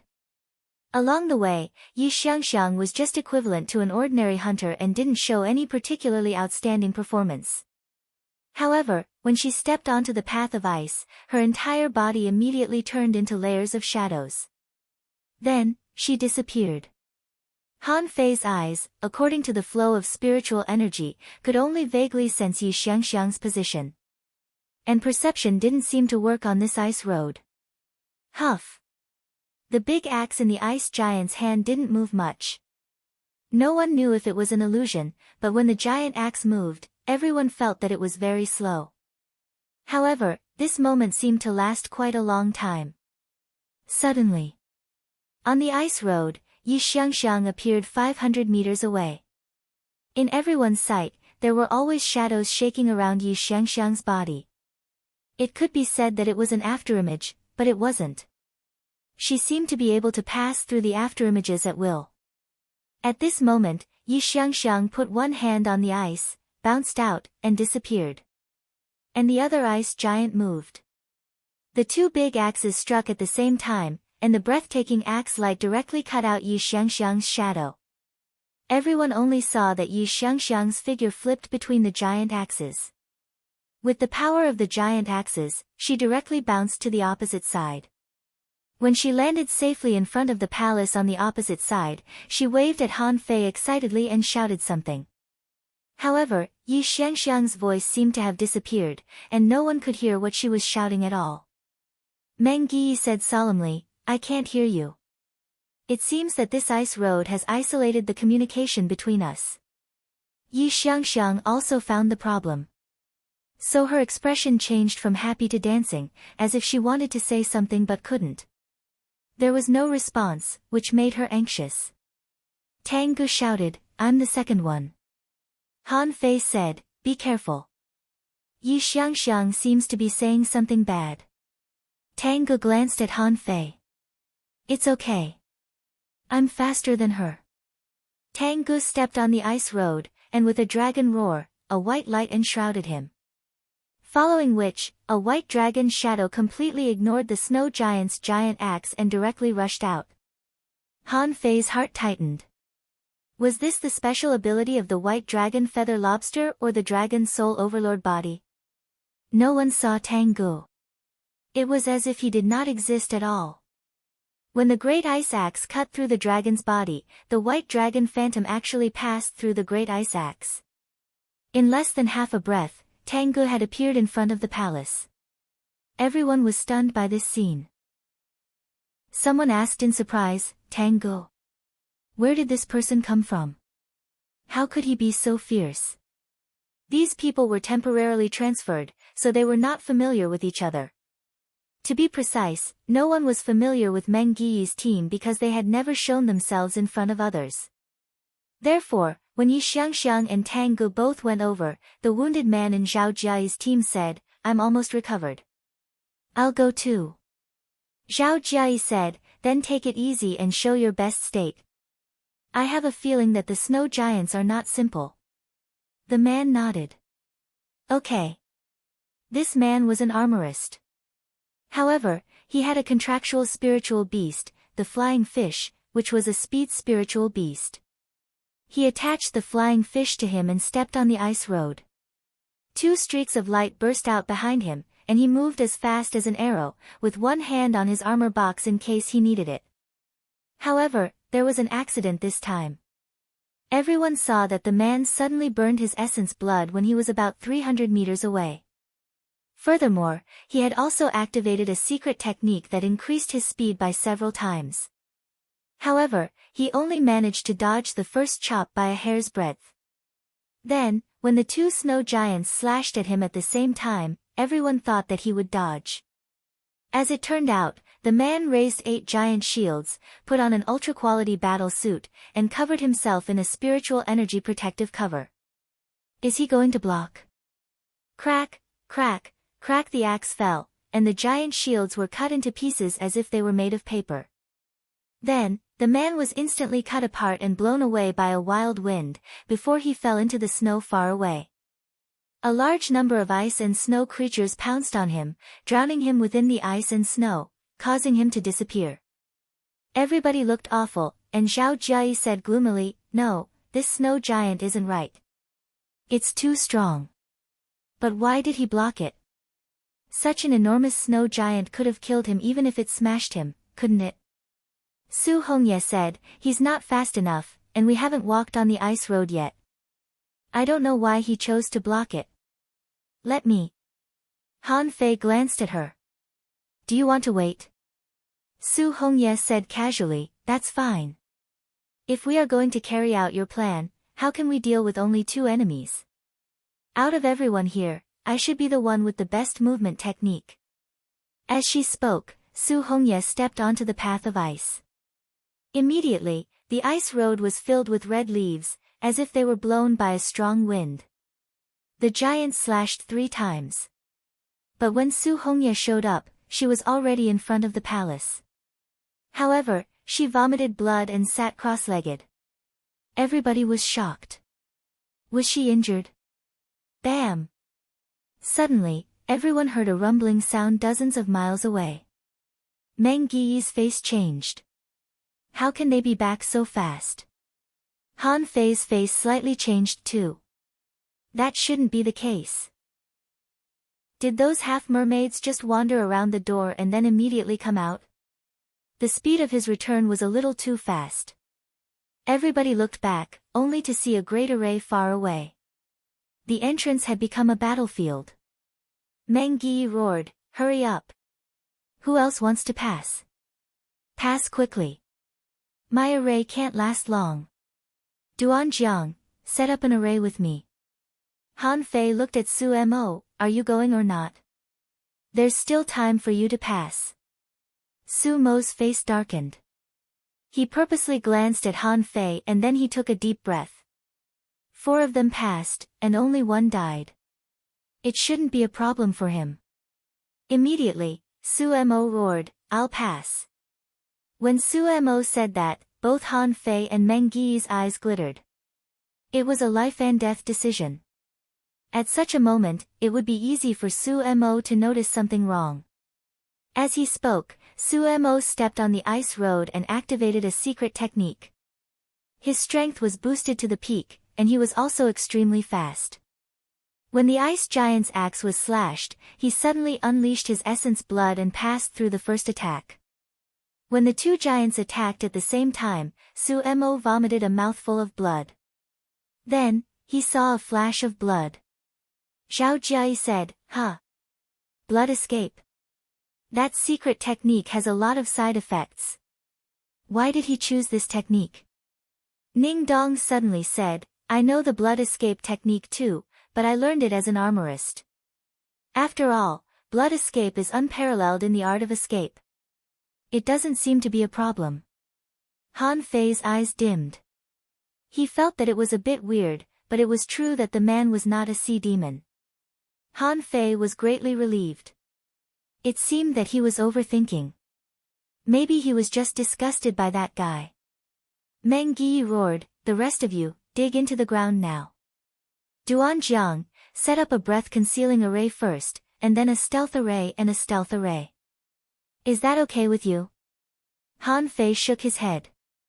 "No problem." Immediately, Chen Chen, Wang Qing, Gong Yuehan, Zhao Jia and the others all dug into the ground. Han Fei waved his hand, and snow rolled up and covered his feet. He set up a stealth array and a breath-concealing array. He was so fast that even Meng Yi couldn't help but be surprised. After only 50 seconds, only Meng Yi and Han Fei were left on the ground. The 2 of them looked at each other and dug into the ground. 10 seconds later, there was nothing but drifting snow and silence. On the opposite side, when Tang Gu and the others saw that Han Fei and the others had all dug into the ground and looked at the dense spiritual energy far away, they knew that the half-mermaids had arrived. They entered the palace one after another. After about half an hour, a group of half-mermaids arrived. There were a total of 23 people. They were led by 2 men and a woman, all wearing golden battle suits. At the end of the team, 5 half-mermaids were vomiting and having diarrhea, and 2 of them looked extremely awful. Their bodies were unstable and they seemed to be suppressing something. In other words, from the moment they entered the gate to the moment the 100-water mystic killing array was broken, 10 people had died. A male half-mermaid said awkwardly, "Cunning human beings, they must have found the way up long ago. At this moment, they set up a poison array to lure us into the trap." The female half-mermaid said, "Fortunately, we have been practicing poison resistance since childhood. Otherwise, we might have been wiped out." A half-mermaid said in extremely obscure language, "This is a relic. We can't leave it to humans." A handsome half-mermaid pointed to a guy behind him who didn't look too good and said, "You go first. Go through." The half-mermaid who was pointed at frowned. However, he was not dissatisfied. After all, there was no one here. Besides, the gate of the palace opposite seemed to have been opened, so he didn't hesitate. However, this half-mermaid had been poisoned by the poison god and had lost 40% of his strength. It was not hard to imagine what would happen if he went up now. he didn't even survive the first slash and was pulled down by a large number of ice and snow creatures. The handsome male half-mermaid pointed at another person. "You go." But this time, he was stopped by the female half-mermaid. "Don't die for nothing. Those who are injured, stay here and wait for us to come out. I'll go." Before the female half-mermaid went up, she was pulled by a half-mermaid behind her. "Let me go first. Asking for votes, end of this chapter. Chapter 684. Underground, Han Fei was cautiously probing. He didn't dare to perceive these half-mermaids directly but just looked at the ice road with his perception. However, the male half-mermaid at the front suddenly turned his head and looked at the vast snow, searching for something. Someone next to him asked, "What's wrong?" "Nothing. I have a strange feeling. Could we have fallen into a trap set up by the humans?" "I don't think so. The relics are here. The greedy humans will definitely rush in as soon as possible. We're already late. We need to intercept them before they get the opportunity." At this time, the half-mermaid who volunteered had already set foot on the ice road. Waves rose around him, and he was like a small boat drifting in the waves, but his speed was not slow. With the help of the softness of the water, the half-mermaid barely avoided the first axe strike.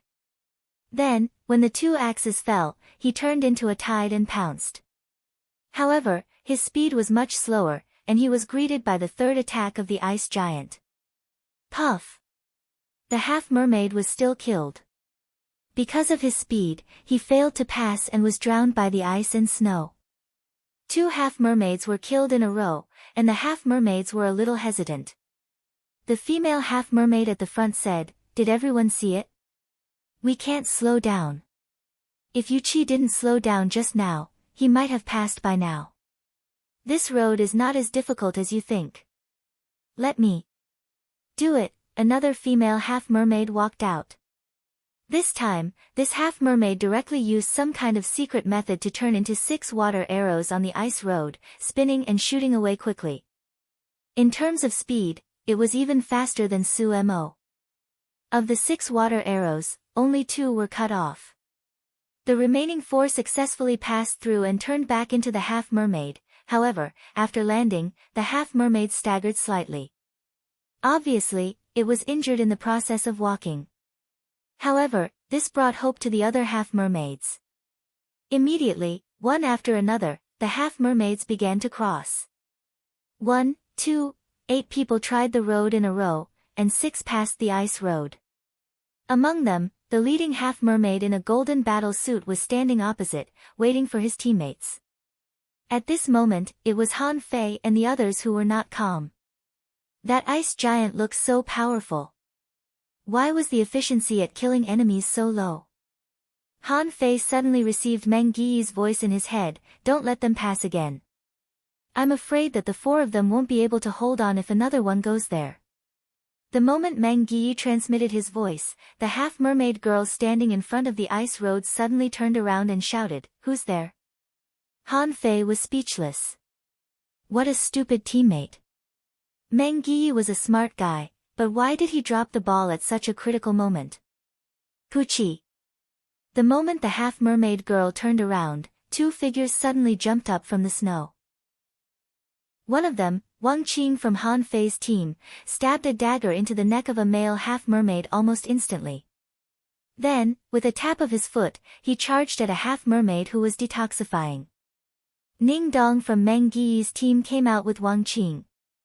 At this moment, a long sword had pierced the chest of a half-mermaid.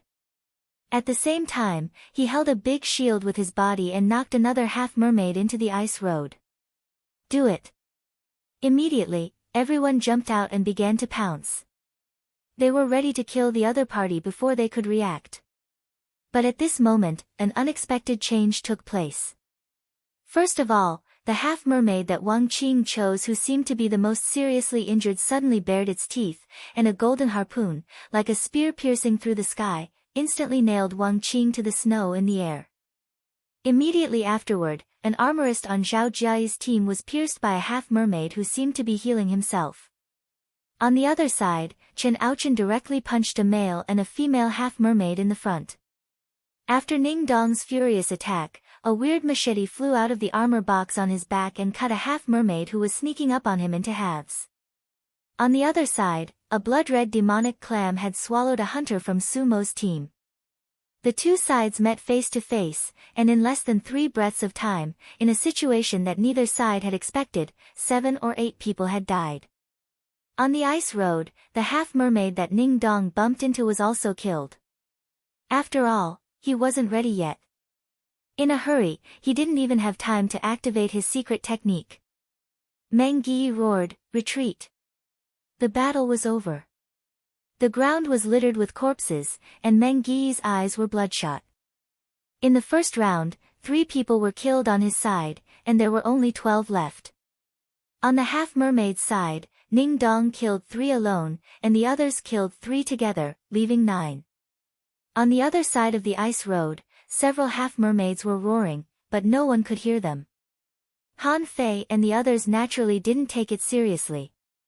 However, at this moment, Tang Gu, Su Hongye, Yi Xiangxiang, and Su Mo charged out. Tang Ji's halberd was extremely domineering, and he killed one of them. However, on the other side of the ice road, Han Fei's expression suddenly changed drastically. Damn it, Han Fei didn't care about that at all. The blue sea wandering dragon bow appeared in his hand, and he shot at the enemy. On the other side, Tang Gu was stunned, and then suddenly a white dragon shadow appeared, and his body flashed like a flash of light. Su Mo, who he thought was on his side, broke through the void with a short spear in his hand. Seeing that Tang Gu dodged, he turned his target directly to Su Hongye. Su Hongye discovered it too late. She couldn't dodge, and her lower abdomen was pierced. Yi Xiangxiang's figure had already burst out, as if she had saved Su Hongye's life by cutting Su Mo. Then, Tang Gu and the sea demon with a divine weapon fought fiercely. Then, he pulled Su Hongye and Yi Xiangxiang into the door. Su Mo's sudden betrayal was unexpected to everyone, including Han Fei. He suspected that there was something wrong with Su Mo, but after several tests, he didn't find anything wrong with Su Mo until he stepped on the ice road. Therefore, even Han Fei was very angry and shocked by Su Mo's betrayal at this moment. On Tang Ji's side, the two sides fought into the palace. But on Han Fei's side, the situation was quite subtle. 3 half-mermaids with divine weapons were very powerful. The strength of Yu Ji, whom Han Fei met last time, was self-evident. It was not an exaggeration to say that she was a real peerless heavenly talent. Even the male half-mermaid that Sun Mu met last time was also extremely powerful. He was a monster who could resist the ultimate move of the immortals slaying formation twice. And at this moment, there were 3 such monsters here. Of the 9 half-mermaids on the opposite side, one was indeed seriously injured and its breath was unstable. The other 5 didn't seem to be weakened much. The remaining 3 were the strongest, wearing golden battle suits and holding golden harpoons, opposing the human beings. Han Fei asked Meng Yi telepathically, "Do you need me to help?" Meng Yi replied, "Not for now. Chen Aochen and Ning Dong should be able to resist 2 of them. Let Gong Yuehan take action. Pretend to hide by my side." Han Fei glanced at the 9 half-mermaids on the opposite side, wondering. It was already surprising that the half-mermaids could be on guard and avoid the poison of the poison god. Did Meng Yi suspect that there was a hidden master among them? The female half-mermaid bared her teeth and scolded, "Human beings are really insidious and shameless. If we hadn't heard that you had developed a highly toxic poison, I'm afraid we would have been tricked by you." Meng Yi grinned. "How about it? You don't have the antidote, do you? It seems that you have prepared a lot of rare anti-poison fruits." The male half-mermaid said, "There are only 12 of you, and none of you have a divine weapon. Human beings, it's time for you to die." Meng Yi sneered. "Just the 3 of you? Are you sure you can beat us? Don't forget, even if you win, your strength will be greatly reduced, and you may even be seriously injured. At that time, do you think you can survive?" The female half-mermaid's pupils narrowed. Kill. This scene was beyond Meng Gi's expectation. You really don't want to enter the palace, do you? Meng Gi shouted, attack. The male half-mermaid said, kill the spirit gatherer. As soon as he said this, the female half-mermaid disappeared and appeared directly behind Han Fei.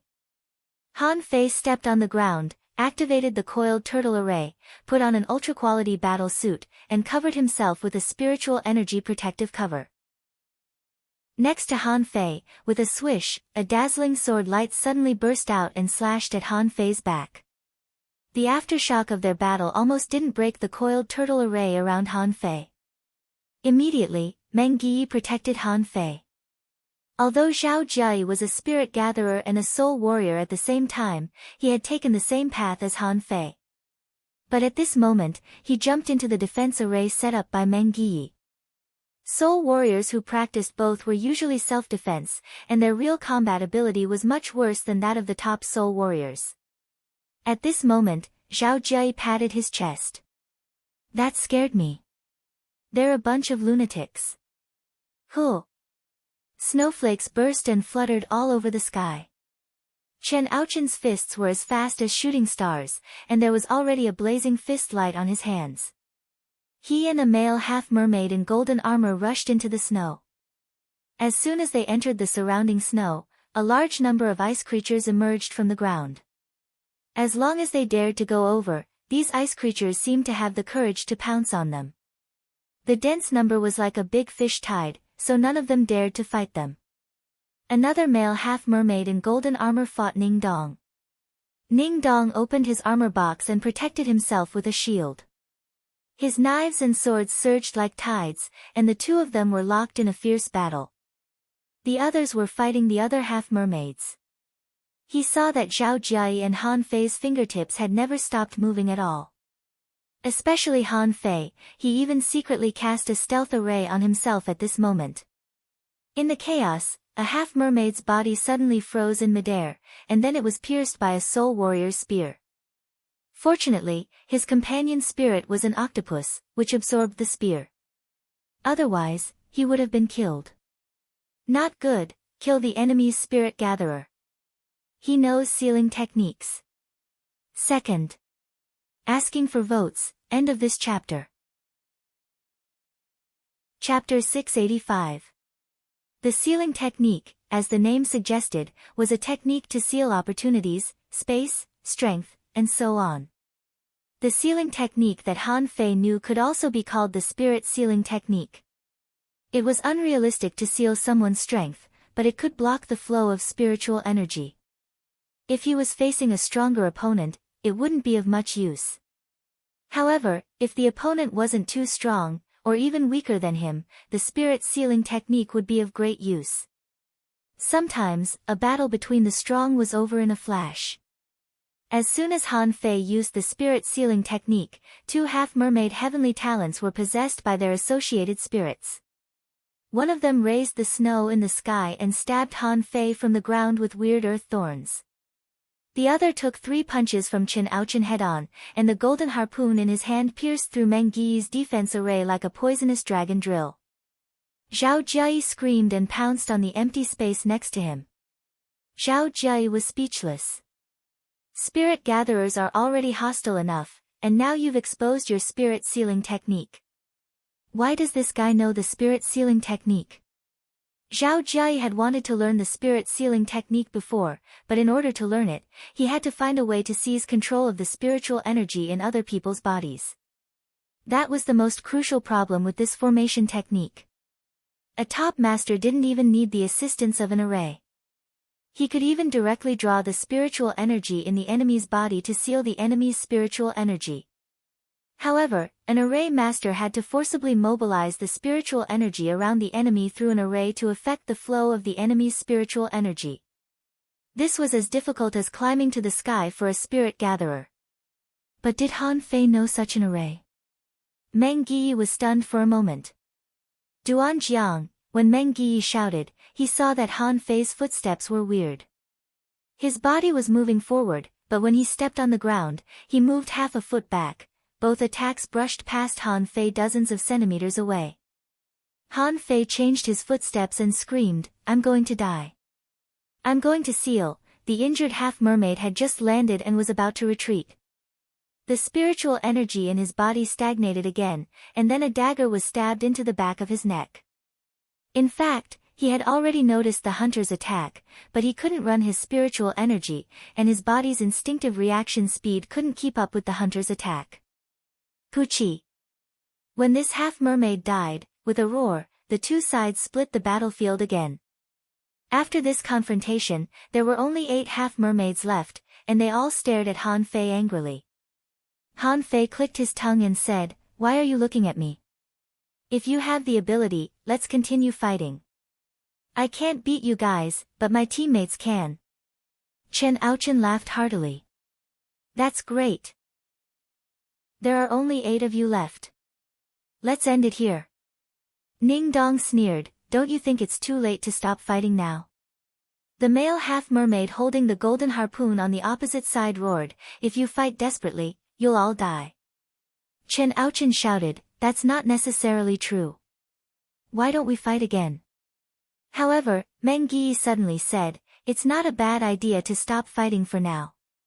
After all, we haven't entered the palace yet. If a life-and-death battle were to occur here, no one would be able to enter, and neither side would gain any advantage. Why don't we go in together?" "Together?" The female half-mermaid showed deep suspicion. Meng Yi nodded. "You and I will each send one person to pass this ice road together. As for who can survive and who will die, it depends on our strength." The female half-mermaid on the opposite side seemed to be considering too, but the male half-mermaid said, "You have more people." Meng Yi smiled and said, "Why don't we go first?" "I don't mind." The half-mermaid certainly wouldn't agree. Wouldn't he become a target if he let the humans pass first before he went over later? The female half-mermaid said, "Okay." Han Fei was thinking. "If it were me, I definitely wouldn't agree." Suddenly, Meng Yi said, "Han Fei, you go." Han Fei's face immediately changed. "Wait, who are you talking about?" "Me?" Han Fei didn't expect that Meng Yi would call his name. He was a spirit gatherer. Would he be a target if he went there? Meng Yi said to him telepathically, "Tang Gu and the others may need a spirit gatherer." Han Fei narrowed his eyes. "I don't think so." "You want to use me as bait to see if there are other hidden half-mermaids in the other team? If there are, that person will definitely come out." Hiss. "You want to finish the battle here?" Meng Yi glanced at Han Fei and didn't care if Han Fei had seen through his plan. "After you go there, go straight into the palace. Don't worry about us." Han Fei's lips curled. From this moment on, Meng Yi couldn't be trusted anymore. If Han Fei was a qualified warrior who cared about the big picture, he wouldn't have any objection to Meng Yi's arrangement. Or if Meng Yi was replaced by Luo Xiaobai, Han Fei wouldn't have any objection either, because they were familiar with each other.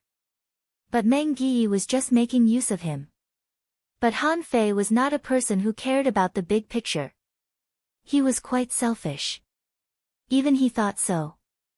The first thing Han Fei wanted to do when he saw this palace was to get more treasures for himself. He didn't care about the so-called team at all. Perhaps Meng Yi had absolute trust in him. However, Meng Yi didn't know his real strength. Why did he have absolute trust in him? He could only know from Han Fei's past achievements that Han Fei was very strong and wouldn't necessarily die. However, it was impossible for Meng Yi not to know that if the other party had a backup plan, the one hiding in the end must be stronger than those who had shown up now. How could Meng Yi be sure that he could defeat such a powerful half-mermaid? Han Fei smiled. "Okay, then I won't wait for you. When I get there, I'll go straight in." Gong Yuehan frowned. "Should I go first?" Han Fei shook his head and said to her via voice transmission, "Be careful of Meng Yi. Don't trust his decision easily." If Han Fei's guess was right, Gong Yuehan and he were still non-staff members in the eyes of Meng Yi and the others. Since they were non-staff members, they could be sacrificed. At this time, he reminded Gong Yuehan.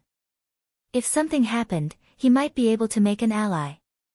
Why not?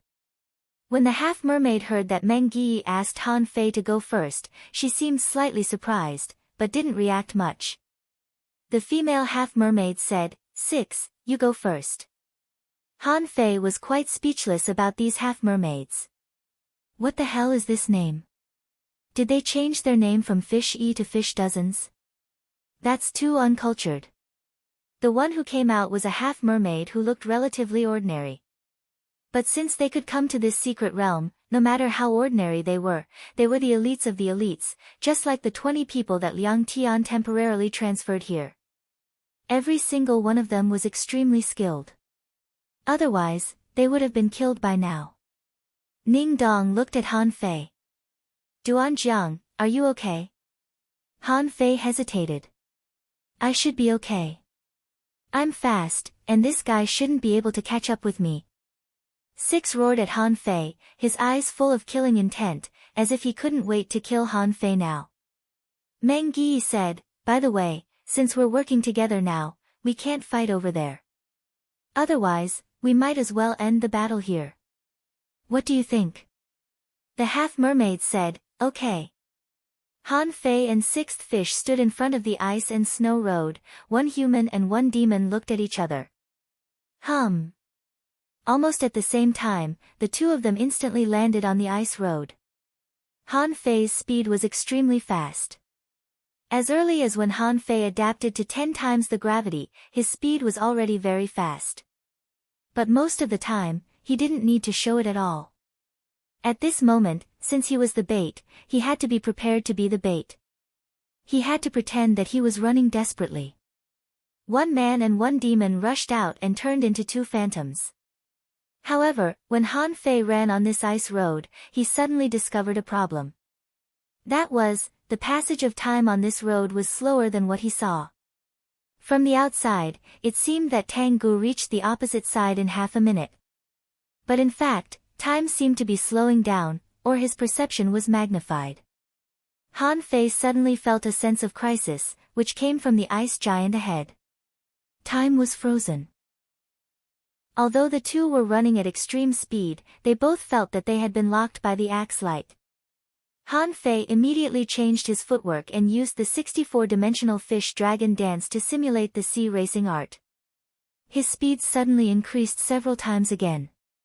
On this side of the road, both the humans and the sea demons were puzzled when they saw Han Fei suddenly speeding up like a flash of light. Is this the speed that a spirit gatherer should have? But now, Han Fei couldn't care less about what others thought. His expression was solemn. The axe light came too fast. Although the speed was extremely fast, it was not flexible enough and he couldn't change his footwork at will. Hula. As the first axe light fell, Han Fei's footwork had changed, simulating Xia Xiaochan's roaming technique. His whole body was practically sticking to the ice surface as he passed through the light from the axe. At the same time, Han Fei was distracted and his eyes fell on Six, only to find that the other party had been cut in half, and after the axe light passed by, the two halves became one again. Fuck, what's going on? Third. Asking for votes, end of this chapter. Chapter 686. At this moment, they had crossed less than half of the ice road. Han Fei and Sixth Fish were like two racing cars on the track, crazily showing off their skills. Two axe lights appeared again. Suddenly, Sixth Fish's momentum changed, and thousands of spider silks instantly shot towards Han Fei. Son of a bitch, I knew that half-mermaids were very shrewd. I should have known that the half-mermaid wanted to kill me when he asked me for that book last time. At this moment, Han Fei was also prepared. At the moment when the spider silks shot over, a wall of water blocked between the two. Sixth Fish sneered. He didn't seem to think that Han Fei could block his spider silks just through the water wall. However, in the next second, Sixth Fish's face suddenly changed. His spider silks were all shredded. How was this possible? When he looked again, he found that the water wall turned out to be full of knife shadows. The wall of water was not so much made of water as it was made of knives. Han Fei sneered. Do you really think I'm an ordinary spirit gatherer? The infinity water was activated and swept directly towards sixth fish. And Han Fei instantly activated the majestic mystic spell, and his footwork became strange and erratic again. Han Fei's speed was so fast that his whole body passed through the two axe lights. The moment he passed, the feeling of being locked on disappeared. Han Fei looked back and smiled at sixth fish. Then he saw a golden harpoon piercing through the air at him.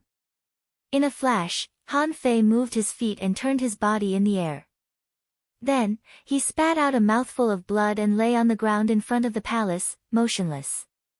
And sixth fish in a golden battle suit, because he was blocked by the infinity water, he had no time to run away. He seemed to know that he couldn't run away, so he simply stopped running and his whole body burst out with dazzling golden light. A huge water man condensed by a mysterious secret method tried to rise from the ground. Han Fei had seen this scene in the Heaven Human Strait. Didn't the half-mermaid who fought against Yang Diyu use this trick? However, before this huge water man rose, there were signs of collapse. Sixth fish looked in Han Fei's direction in astonishment and roared, "Are you kidding me?" Han Fei was still lying on the ground motionless, as if he didn't hear what sixth fish was shouting at all. The huge water man failed to appear and was blocked. Two axe lights slashed sixth fish's body. Swish, the golden battle suit on sixth fish burst out a strange and powerful golden light shield. Unfortunately, after the first chop, it exploded with a loud bang. Immediately after, a protective barrier appeared, but it was smashed into pieces. Although the remaining power of the axe light fell on sixth fish's body, it didn't kill him. Han Fei was shocked to see this scene. It turned out that although the snow giant looked huge and powerful, it wasn't as powerful as he had imagined. However, if two axes didn't kill you, wouldn't another two axes be enough? The infinity water did not withdraw, but it seemed to be collapsing in the eyes of others. In particular, Sixth suddenly spat out a mouthful of dirty stuff. His face was ashen. There was poison in the water. Although all the half-mermaids who came this time were prepared to resist the poison in advance. However, no one would have thought that they would be poisoned all the time. In the previous poison formation, under the protection of the 5 heavenly talents, they didn't manage to poison many people. However, this time, they were completely surrounded by the poisonous water, and it was impossible for them not to be poisoned. Sea demons were not omnipotent and couldn't resist all poisons. They were no different from humans. Seeing the two axe lights coming at him again, Sixth Fish chose to look back, as if to remind them that Han Fei had been pretending all the way. However, after he turned his head, he found that a fight had started behind him. Although someone was paying attention to him and he shouted, it didn't help, clang. Sixth Fish was shattered by an axe. Without so many trump cards and only relying on the divine battle suit, although he was not cut in half, Sixth's body was shattered. However, how could Han Fei believe that Sixth Fish was dead so easily? This person was probably at the same level as Yuji, or even stronger. Han Fei still had the immortal seal. He didn't believe that a half-mermaid heavenly talent of this level didn't have an immortal seal. After all, the half-mermaid wrapped in the golden battle suit died too quickly. As a result, Han Fei felt a fluctuation in the air as if something was about to appear. Immediately, Han Fei's eyebrows flashed. Little Black, bite him. Han Fei didn't know if the person who was about to appear was Sixth Fish. Was this the resurrection effect of the immortal seal? Until now, he had never seen it before. On the other side of the ice road, the half-mermaids were all roaring. They were all stunned. How is this possible? Why did they use the immortal seal? Chen Ouchen roared, "Humph! Damn half-mermaid, how dare you play tricks? Do you really think we are afraid of you?" In the air, Sixth Fish had just appeared. Before he ran, he felt a piercing pain behind him. Just this one attack was enough. Little Black had re-merged into Han Fei's eyebrows. And Sixth Fish, looking at the axe light falling from the sky in horror, bared his teeth and roared. No! A terrifying spear of light burst out of Sixth Fish's body, and the terrifying power made Han Fei's pupils shrink. This power actually blasted towards the ice giant axe. Han Fei couldn't help but be dumbfounded. This should be the hammer blow, right? You've got a lot of tricks up your sleeves. However, this terrifying spear failed to smash the giant axe, only blocking one of the giant axes, and the other one had already been chopped down. Puff, a half-mermaid genius, died just like that. He had used all his trump cards, but he still couldn't escape the fate of death. Han Fei continued to lie on the ground. It had nothing to do with him at all. Even if the other side was all killed, he wouldn't care. Besides, Chen Aochen, Meng Yi, and Ning Dong were all selected to enter the Scattered Stars first unit. Just now, Ning Dong alone killed 3 half-mermaids in one blow. Even if it was a sneak attack, Han Fei couldn't help but be surprised by his strength. Han Fei was tilting his head when he suddenly saw the golden harpoon of the half-mermaid stabbed not far away from him. Immediately, Han Fei moved it to his side. Now everything was ready and he was just waiting for people to come. As for the inside, Han Fei was not in a hurry to enter. There was only one half-mermaid heavenly talent in the palace, and the traitor Su Mo was not a heavenly talent. And Tang Gu and Yi Xiangxiang were also peerless heavenly talents. Even if they couldn't beat them, they wouldn't be killed. Han Fei wondered what the people on the other side of the ice road were talking about. After waiting for half an hour, someone came together. This time, it was Chen Chen from the previous team and an ordinary half-mermaid. However, unlike the last time, the two of them didn't fight. The two passed the ice road almost at the same time. And the first thing the half-mermaid looked at was the golden harpoon. It was precisely because he chose to grab the golden harpoon in the first place that led to his death. Puff! As soon as the half-mermaid sensed the crisis, he couldn't feel anything. Chen Chen was dumbfounded, and so were the people on the other side of the ice road. Han Fei patted his clothes and got up from Cher's bed, with a kitchen knife in his hand. Chen Chen was stunned. Are you okay? Han Fei picked up the golden harpoon. Seeing that the golden harpoon was resisting, he immediately suppressed it and then threw it into Forge the Universe. Han Fei complained, "Why are you so long-winded? I've been lying here for a long time. It's freezing." To Chen Chen's astonishment, Han Fei turned around and waved to the other side. He meant, "Go on, I'm leaving. Bye." Seeing this scene, Meng Yi smiled bitterly. Han Fei had killed the opponent's hidden master, but now he was on guard against him. Their relationship in the future wouldn't be good. However, there were also benefits. That was, there were only 6 people left on the half-mermaid's side, while there were 10 on Meng Yi's side. As for what they would talk about later, it was none of Han Fei's business. Han Fei glanced at Chen Chen. "Let's go. If we stay here, they won't come over." Chen Chen didn't come to his senses until a long time later.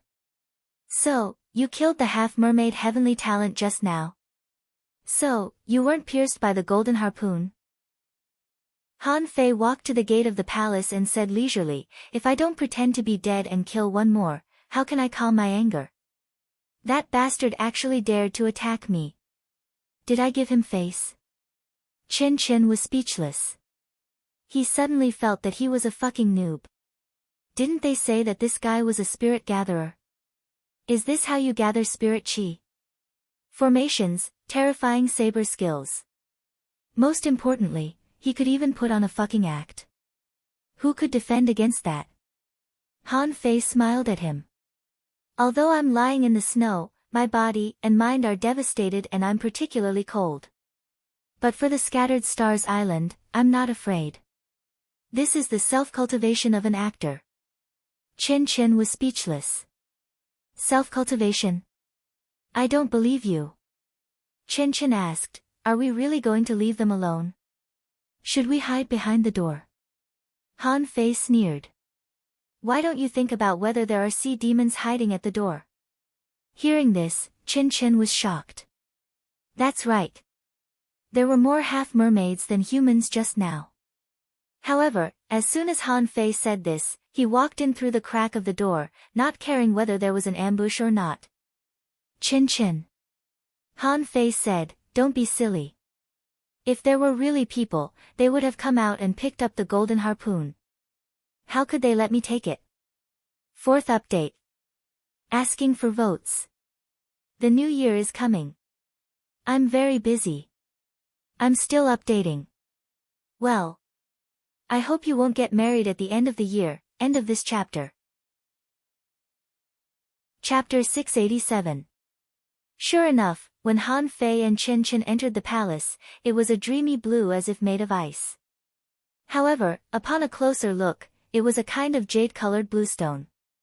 Above their heads, there seemed to be stars shining. Looking up, they found that they were gems of various colors, inlaid on the top of the palace. The arc-shaped lines formed by the gems were like a labyrinth. At a glance, Han Fei knew that it was a large array. However, this array didn't seem to be activated, otherwise it wouldn't be as quiet as it was now. In this hall, in addition to the magnificent road in front of Han Fei, there were countless pillars leading to the top. On the pillars, flowers, birds, fish, and insects were carved. And around these pillars, there were ice sculptures.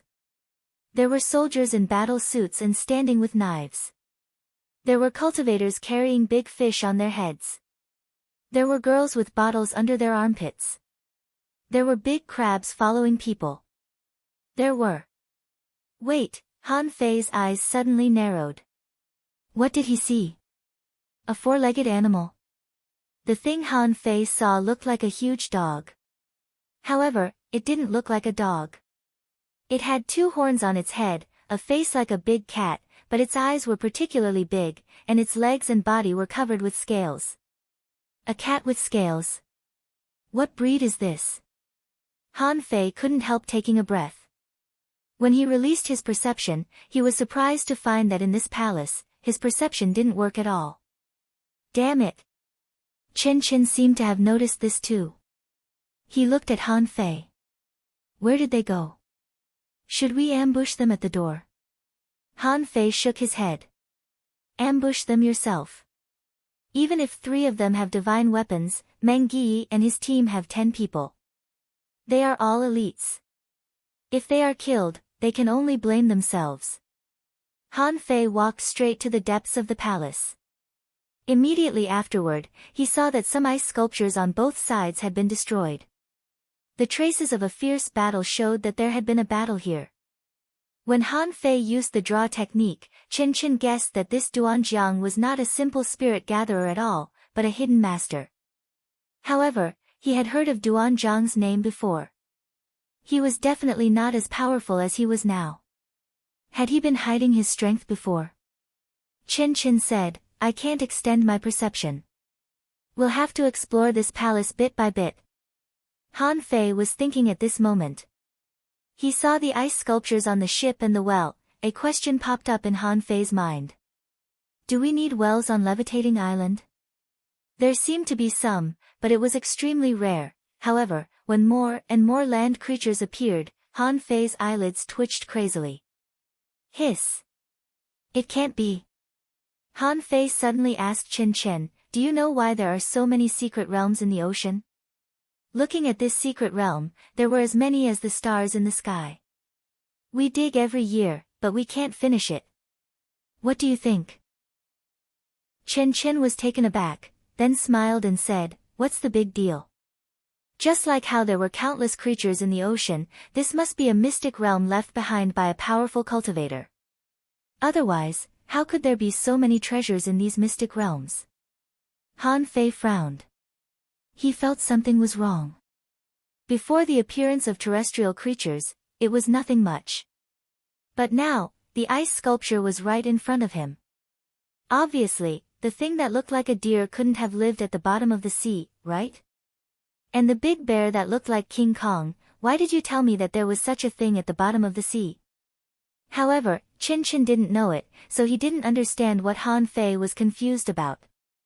He was just curious about these sculptures. But Han Fei was different. Although the species of creatures were different, he could at least see the difference between land creatures and sea creatures. Immediately, two speculations came to Han Fei's mind.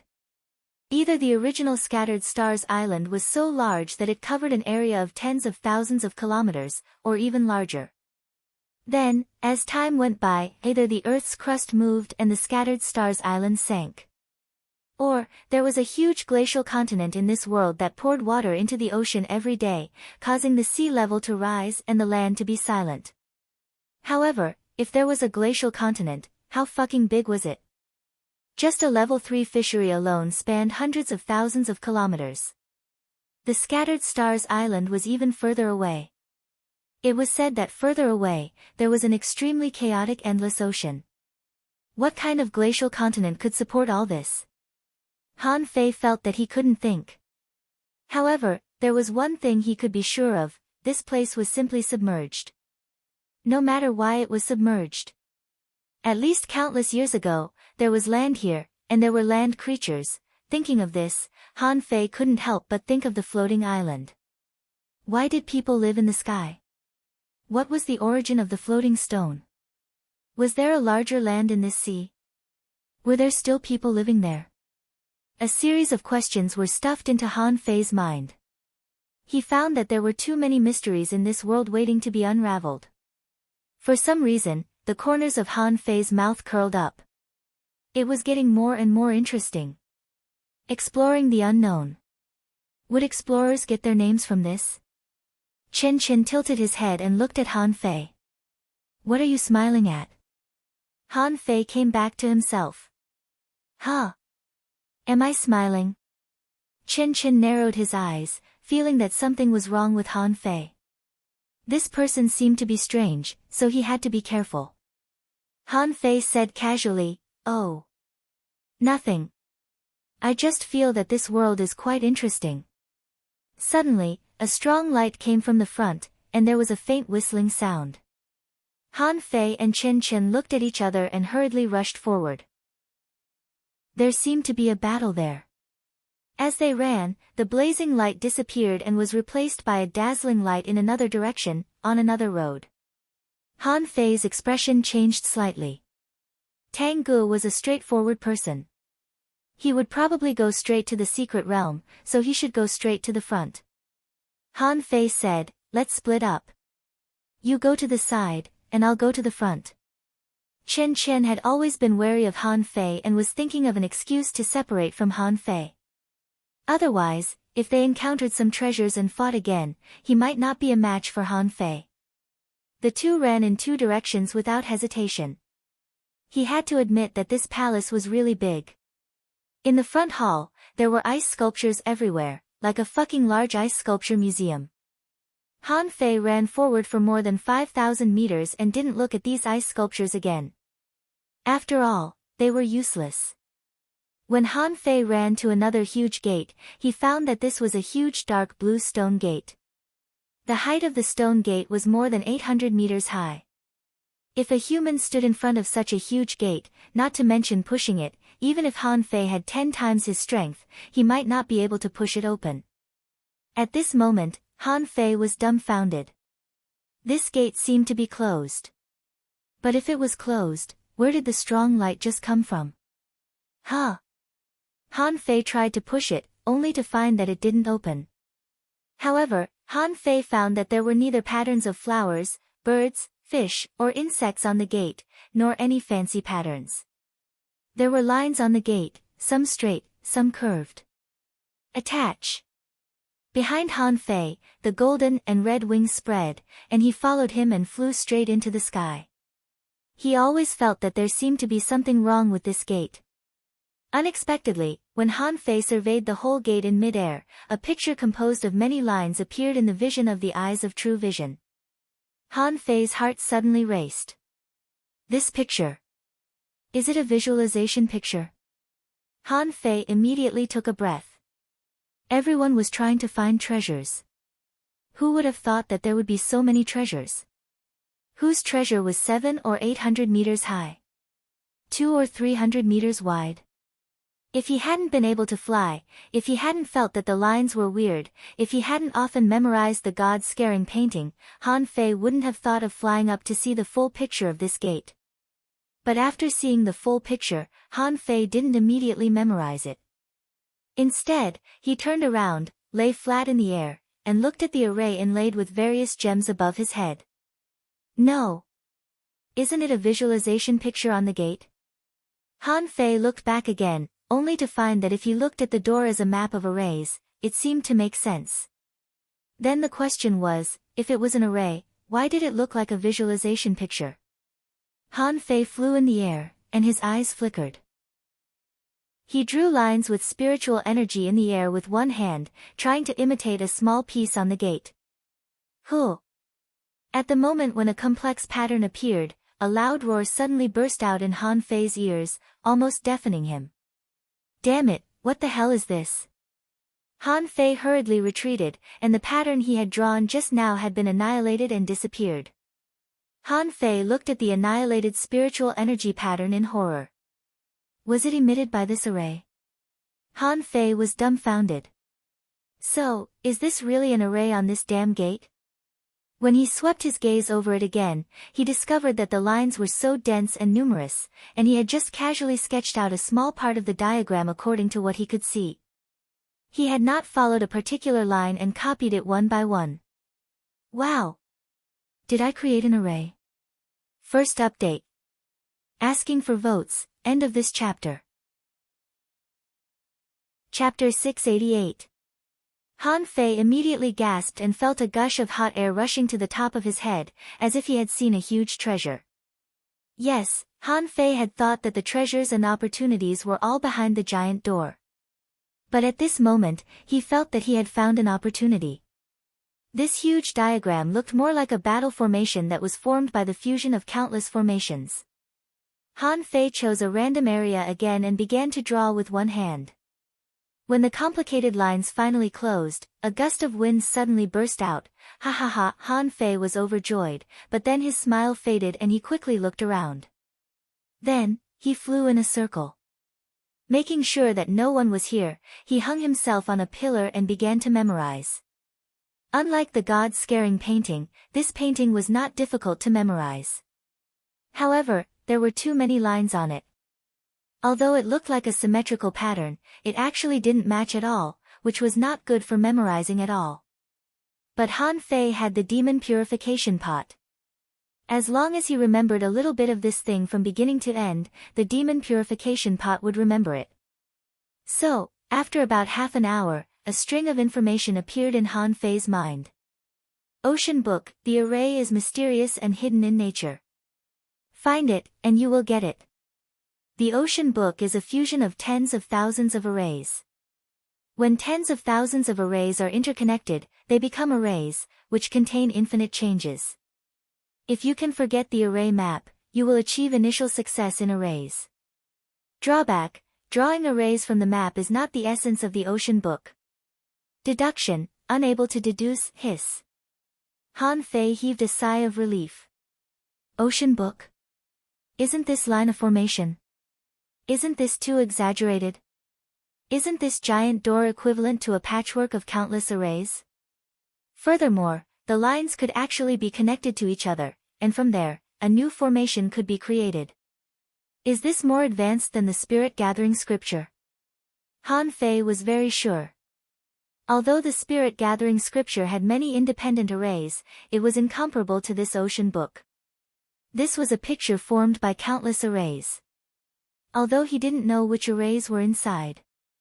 However, if he studied this kind of array every day, over time, it would be of great benefit to the integration of arrays. As for why it was unrated, that was easy to understand. This was because this was not a formation scripture. It was a diagram that had been created. For ordinary people, this thing was practically useless. However, to those who studied arrays, the Book of the Ocean was a masterpiece. It was even better than heavenly weapons. Chi! Suddenly, a strong light burst out from a certain part of the door, and Han Fei hurried to rush over. However, halfway there, an inexplicable suction force appeared. When the white light faded away, he found himself inside a circular building that spanned 100 meters, about the size of half a football field. The ceiling was no longer more than 800 meters high. Instead, it was only 50 meters high. There were no gemstones inlaid on the ceiling, and the surrounding walls were made of green-blue stones. Overall, it looked like an igloo. The ground was made of ordinary limestone, but there were many cracks on it, and there was nothing around. The only difference was that on this round arched bluestone wall, there were as many as 12 iron fences of various sizes. It can't be. Han Fei had a bad feeling in his heart. Why did this place give him the feeling that it was a coliseum? Yes, it couldn't even be called an arena, but more like a coliseum. Except for the lack of audience seats, this thing was like a small ancient Roman coliseum. Huh. Han Fei was speechless. Seriously? This is a relic from God knows how many years ago. There can't be any living creatures here, right? Crack. Crack. Han Fei saw that an iron fence was slowly rising, and the ground was thudding. Every time it rang, Han Fei's eyelids twitched. Damn it. When Han Fei saw a burly figure more than 10 meters tall appearing in the Colosseum, the corner of his mouth couldn't help but twitch. A bear? Han Fei was speechless. This bear was not a living creature, but an ice bear, covered with a lot of snow. Its eyes glowed blue, and it was roaring at Han Fei at this moment. Han Fei landed on the ground, dispelled Little Gold's possession, and then crooked his finger at the ice bear. Are there any living people here? Why did you send me a lump of ice? Thud, thud, thud. As soon as Han Fei shouted, the giant ice bear roared, got on all fours, and rushed at Han Fei. Ordinary people wouldn't be surprised if they had never seen a creature like a bear, but Han Fei knew that the bear was not fast. The bear's speed wasn't fast, and its fighting style was either biting or fighting with its upper body. Obviously, it didn't need to stand up at all for a small creature like Han Fei. It was on all fours and needed to slap with its claws to attack Han Fei. Bam! The ground was cracked by the bear's slap. Han Fei tapped his feet and dodged it without even moving his hands. Immediately afterward, a big mouth came at Han Fei. Han Fei dodged again, and at the same time, avoided the impact of the giant ice bear. Ha! It's so good at imitating, whether it's movement or posture. Hey! Is there really no one here? We're all cultivators. It's not fun to show this to me. Ha! Suddenly, Han Fei's expression changed slightly. He saw a huge paw print, slapping down from the sky. Wow! It has combat skills, can use spiritual energy to attack, and knows how to control spiritual energy. Han Fei's fist glowed with golden light. He immediately punched out, and a huge force collided. Han Fei took a step back, so that the power of the paw was neutralized. Of course, the paw was also shattered by Han Fei. No, this is a bear. Its characteristics should be the same. Huh! The giant ice bear roared, and the sound waves rolled in all directions. Han Fei felt a slight tingling in his head and said in astonishment, "Soul attack." Immediately, Han Fei didn't dare to be careless. This giant ice bear was extremely powerful, and it even knew soul attacks. But it was a lump of ice. Huh! When the giant bear pounced again, its whole body stood up and was about to hammer Han Fei with its fists. Han Fei roared and suddenly a big fish appeared in his hand, a fat hengong fish. Woo! The giant ice bear suddenly froze. The whole bear stood there, staring at the big fish with its blue eyes. Han Fei narrowed his eyes and threw the hengong fish in front of it. Then, the giant ice bear directly bit the hengong fish with its mouth, without even trying to fight back. It held the hengong fish with its two big paws and began to gnaw. Sure enough, its body is made of ice, but it's a bear with a soul. Han Fei secretly sighed. He didn't have honey here, or he could try it. Han Fei shouted at the void, "Hey! So, is this palace actually a coliseum?" This bear should have been dead for countless years, but its soul is still there. The soul is still there. It doesn't seem to be dead. Can't you give me an explanation? After waiting for a long time, there was no response. Han Fei wondered, is there really no one here? The giant ice bear was crazily gnawing the hengong fish, but as it was gnawing, he heard a cracking sound. The bear's teeth made of ice were bitten off, which stunned this bear for a long time. After a while, it continued to gnaw, and with a cracking sound, its tongue fell off. Without a tongue, it would be very strange for any creature, as if it couldn't enjoy delicious food. So the giant ice bear began to get irritable. Its two big paws began to pound the ground frantically, and then it stared at Han Fei. Han Fei sighed slightly. It seems that no one cares about you. Forget it, it's better to die than to live like this. I hope you can be a stupid bear again in your next life. Bam! Bam! Bam! Accompanied by Han Fei's golden fist shadows, the giant ice bear was smashed into pieces. After all, there was a huge gap in strength. If it was the ice giant outside that was hundreds of meters tall, Han Fei wouldn't be so sure.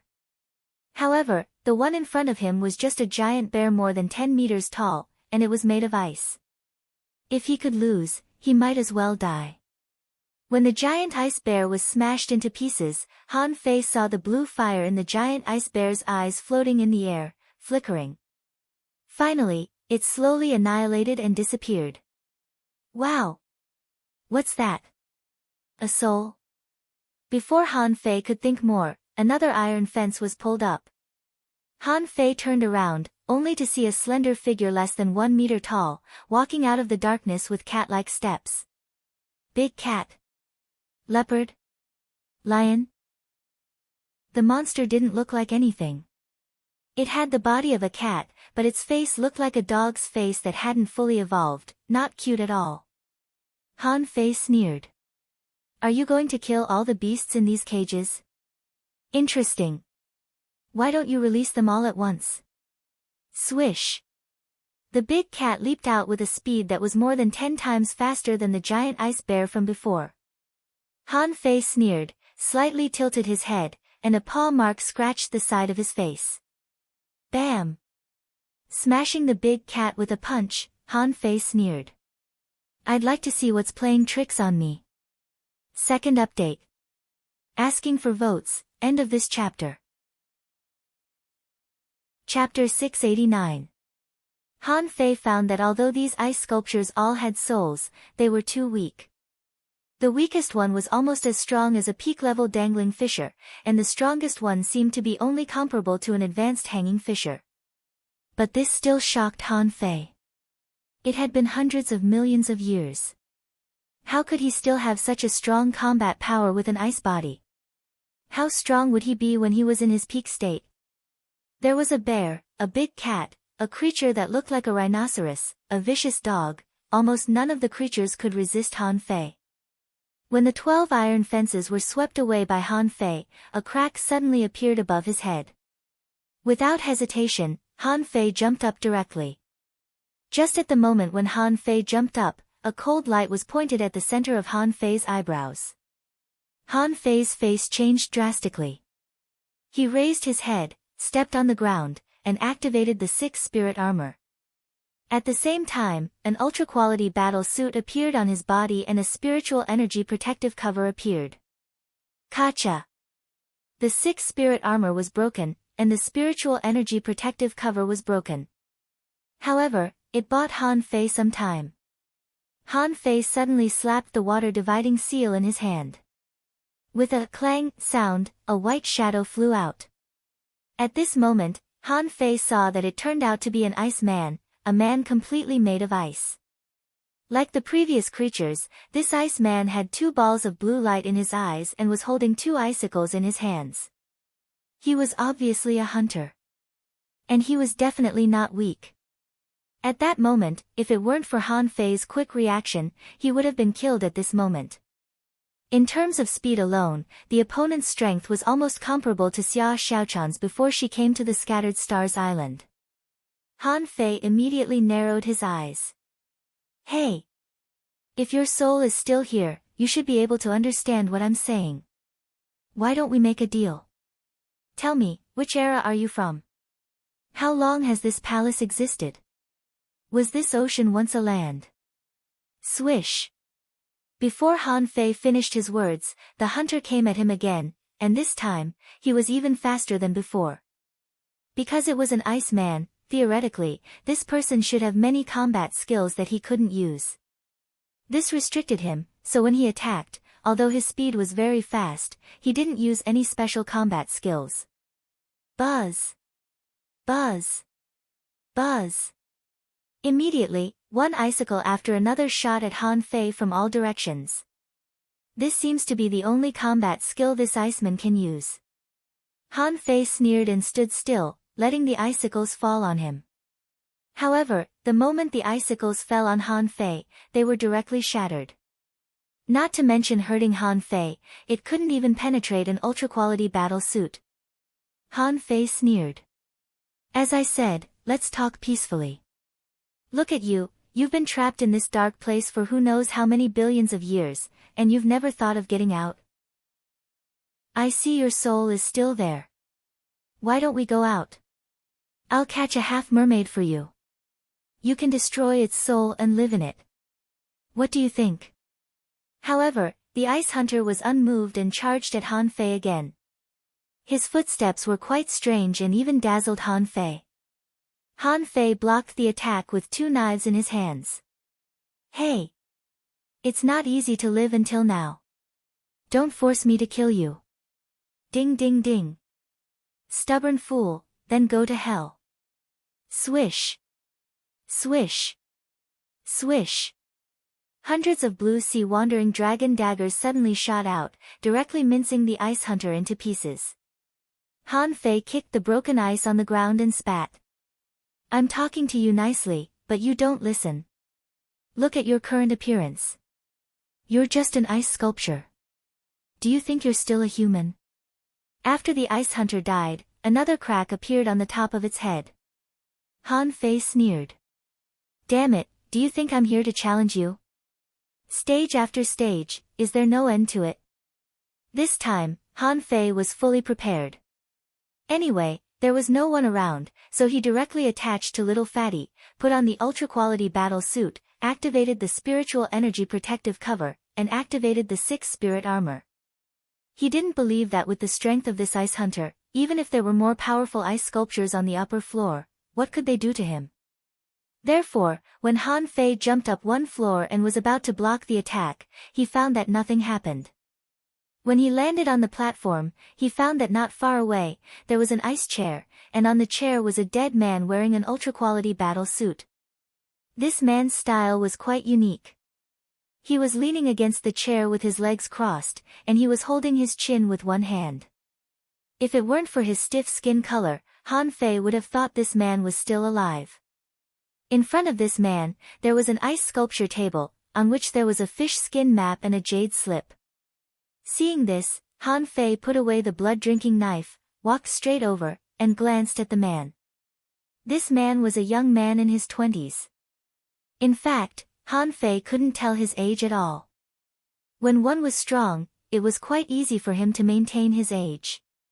For example, the former mayor of the heavenly desolate city, Han Fei thought he was only a few years older than him. But it turned out that he had 187 sons and daughters. Han Fei didn't care about this man, but slightly moved the fish skin map on the table. Finding that it was not damaged, he took it in his hand and looked at it. I don't know who will see these words. I'm afraid it will be many years later. I don't know if anyone will see it at that time. Or the Sea Clan. In the Age of Doom, the big stars fell, the mountains and rivers fell silent, and the sea surged, sweeping the mountains and rivers. The vast land where we have lived for a long time is about to be submerged. Billions of people, where do they go? There's no other way. The strong build a world-shaking ship, floating on the sea. We miss our homeland and refuse to leave. The master of the snow god's temple fought against the endless sea clan 7 times, but in the end, he couldn't reverse the fate of this world. Since then, there are only a few people left in the snow god's temple. We have decided to seal the snow god's temple and sleep with it under the sea. We hope that human explorers can cross the sea and leave an eternal fire seed, which will be passed on from generation to generation. I don't know who is watching it now. If it is the Sea Clan, forget it. Anyway, they all have the same goal. Whether they are humans or demons, they all walk the same path after all. Since you have passed the test, this soul-splitting technique is a gift to you. This is the essence of the snow god's temple. Please take good care of it.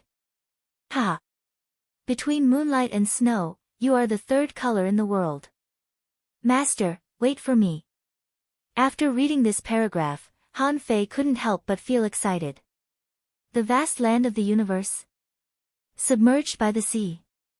Is this place called the Snow God's Temple? No wonder there is ice and snow everywhere. At least your body is preserved. TSK. Han Fei didn't think about it. Han Fei didn't think too much about it. The Sea Clan and the earth-shattering ship didn't even exist. If no one survived back then, where did the current human beings come from? However, this also indirectly confirmed one fact. That was, in this world, there was definitely not only an ocean but also a vast and boundless land. Later, no one knew what happened, but the big stars fell, the surging sea, and the doomsday scene described in the text. But Han Fei didn't care about this now. When he saw those animal ice sculptures, he had already guessed it. Now, it was just his guess that was confirmed. What Han Fei cared about was this soul-splitting technique. What kind of magical technique was this?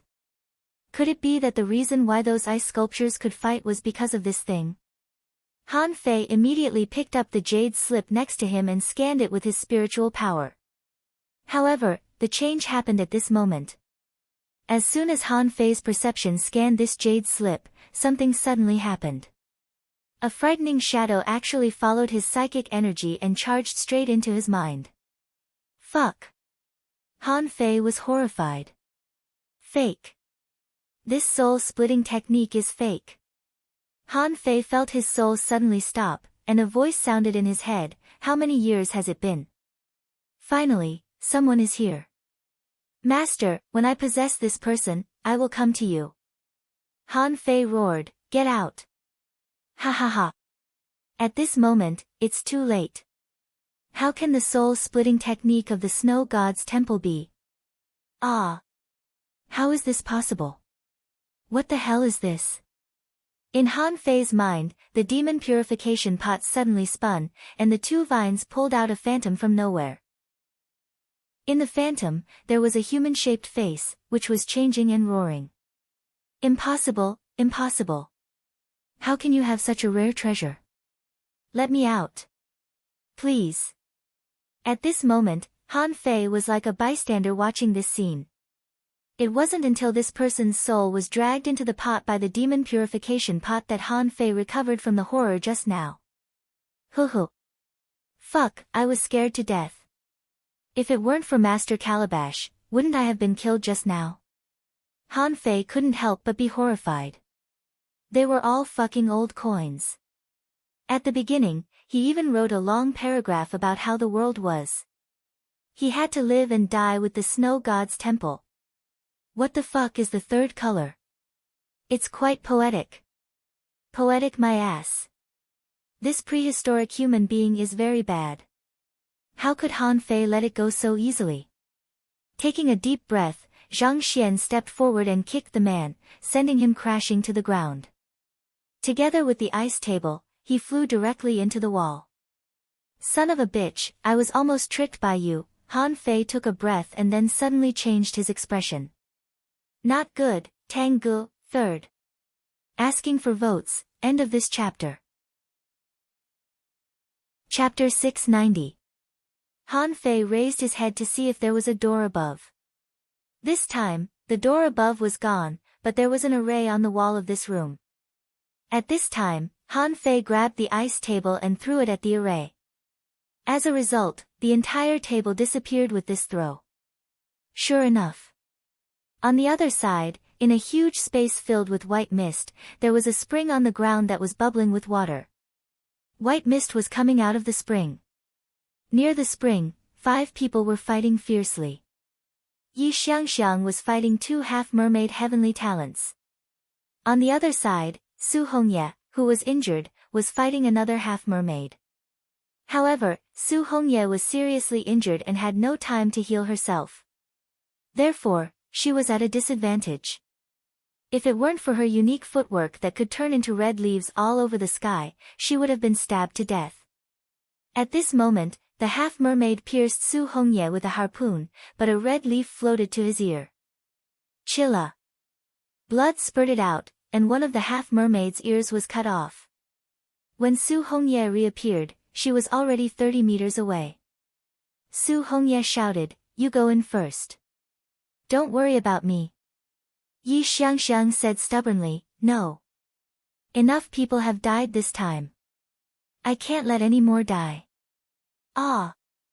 Yi Xiangxiang roared, and 6 shadows appeared. The 6 Yi Xiangxiang launched a crazy attack on the 2 half-mermaid heavenly talents. They were so fast that the 6 clones seemed to be her real body. Of course, everyone knew that it was impossible. However, because Yi Xiangxiang's speed was too fast, every time the silhouettes attacked, she was actually the one who moved there. Defense. Water cage. The 2 half-mermaid heavenly talents were not stupid. The 2 of them exchanged blows with Yi Xiangxiang, but they failed to kill this human girl. It could be seen just how powerful this girl's battle prowess was. At this moment, the 2 of them saw that the girl had gone crazy. Immediately, they locked themselves in layers of water cages and joined hands. Yi Xiangxiang was not as destructive as them, so she couldn't break the water cage for a while. After all, hunters were usually at their strongest when they were hunting. This also applied to Xia Shaochan. Even though Yi Xiangxiang had tried her best, she still couldn't kill any of the 3 half-mermaid heavenly talents. However, the moment the water cage appeared, Yi Xiangxiang disappeared with a leap. The half-mermaid who was entangled by Su Hongye suddenly turned around, and with a flash of white light on his harpoon, he shot out 3 bone spurs in the air. Ding ding ding. Yi Xiangxiang appeared, flipped in the air, and shot a dagger at the half-mermaid. However, after she shot out the dagger, she originally wanted to make another attack, but she saw that her spiritual aura suddenly became empty. Su Hongye's expression changed greatly. Not good. Retreat. The sky was filled with red leaves, and the entire space was filled with killing intent. The other 2 half-mermaid heavenly talents also rushed out of the water dungeon and charged at Yi Xiangxiang together. Yi Xiangxiang's face immediately darkened. She gritted her teeth and prepared to fight with all her might. She only had one last chance. If she had enough spiritual energy and enough time, it was hard to say who would be the winner. But at this moment, she had been fighting hard and protecting Su Hongye, which consumed her spiritual energy very quickly. Although a spiritual fruit had been stuffed into her mouth, it couldn't replenish spiritual energy as fast as a spirit gatherer's. Humph, you forced me. Star, damn. Just when Yi Xiangxiang was about to fight with all her might, a table suddenly appeared in midair, which stunned everyone. Wasn't this a joke? They were having a good fight here, and a table came over to join in the fun. Who is it? Immediately, a half-mermaid threw a spear in the direction of the table. The spear was full of spiritual energy, and it could definitely kill an intermediate hanging fisher with a single blow. However, clang! Which son of a bitch stabbed me? Han Fei's face was dark. He really didn't expect this. Who the hell knew that he would suffer such a blow as soon as he jumped out of the door? Fortunately, the spear stabbed him in the stomach. His ultra-quality spiritual weapon had been dented, and the 6 spirit armor and spiritual energy protective cover on his body had been directly pierced through. When she saw Han Fei, Yi Xiangxiang's first reaction was to shout, "Hurry, help!" Su Hongye's first reaction when she saw Han Fei was, "Damn it, Duanjiang, run!" On the opposite side, the three half-mermaids were relieved to see it was Han Fei who came in. Then, one half-mermaid heavenly talent said to the other, "You go kill this spirit gatherer." One of the half-mermaid heavenly talents pounced at Han Fei so fast that he seemed to have thousands of shadows, and a huge fish tail was directly swung at Han Fei. In his opinion, a spirit gatherer was just a spirit gatherer who only knew some defense arrays or something. As long as he smashed it with absolute strength, he could be knocked out or even killed by the tail. However, when the tail swung at him, an extreme knife light appeared in front of him in an instant. Puff! The half-mermaid was directly cut in half, and his brain went blank. He didn't even have a chance to panic. Swish! Su Hongye was stunned. Aren't you a fucking spirit gatherer? Where did that terrifying knife light come from? Is there someone behind him? Su Hongye's first reaction was to look behind Han Fei. Yi Xiangxiang's first reaction was to slip to Su Hongye's side, pull her up, and retreat. Yi Xiangxiang said to Han Fei via voice transmission, "Han Fei, I'll leave these two to you." Han Fei had already slashed out the second knife light. At the same time, more than 100 blue sea wandering dragon daggers had already pounced at another half-mermaid like roaring dragons. The half-mermaid that was slashed fused with his companion spirit in horror, and a huge scorpion tail stabbed at Han Fei's knife light. However, the knife light disappeared with a swish, and when it reappeared, it was already in front of him. Puff! A barrier was suddenly propped up and was annihilated almost at the same time as the draw technique. Han Fei sneered. "Amulet? Let's see how many you have." Swish! Swish! Swish! 9 chains streaked across the sky and latched onto the huge scorpion's tail. A circle of water had already wrapped up the half-mermaid. Dense water daggers burst out, and the sharp knife light swept across the entire space. Puff! Puff! Puff! The half-mermaid's amulet lasted less than 2 seconds before it was shattered. Just when the half-mermaid heavenly talent was about to be hanged, the half-mermaid that was besieged by the 10,000 knives in one activated a secret escape technique and appeared in front of Han Fei. Yi Xiangxiang and Su Hongye shouted at the same time, "Watch out," but at this time, Han Fei had already taken action. The sacrificing punch, with terrifying pressure, blasted directly at the opponent's harpoon. Han Fei held the ultra-quality spiritual harpoon with his fist and bent it with brute force. A protective barrier appeared. Unfortunately, under the impact of the sacrificing punch, it didn't even last for a second and was directly broken. Immediately afterward, the half-mermaid was also crushed into pieces. Gulp! Su Hongye swallowed. "What did you call him just now?" Yi Xiangxiang immediately covered her mouth. She had spilled the beans. But on second thought, Han Fei's strength had already been exposed. As soon as he appeared, he killed 3 half-mermaid heavenly talents. Based on this strength alone, Su Hongye couldn't believe that Han Fei was Duanjiang. Han Fei came to the two of them, sprinkled the light of the divine healing technique, and poured spiritual energy directly into their bodies. At this moment, Han Fei was bathed in blood, and the thick murderous aura on him was suffocating. Anyway, Su Hongye's head was already in a mess. A spirit gatherer, who she thought needed protection at all times, killed 3 half-mermaid heavenly talents easily. Did it take 2 seconds? No, it didn't. Where is Tanggu? Han Fei didn't waste time. He had to keep looking for Tanggu. He couldn't let Tanggu find the soul-splitting technique. Otherwise, the consequences would be unimaginable. Yi Xiangxiang was about to speak, but suddenly, her eyes widened and she looked behind Han Fei. Yi Xiangxiang shouted, "Immortal seal." Han Fei frowned and was about to slash back with a knife. However, the energy had already approached, and the knife was too slow. A figure could be seen leaping into the center of the spring. Yi Xiangxiang said anxiously, "It's there." They all went in from that place. Han Fei took a breath, grabbed a mass of candle dragon blood, stuffed it into his mouth, and then stuffed 2 energy fruits into his mouth.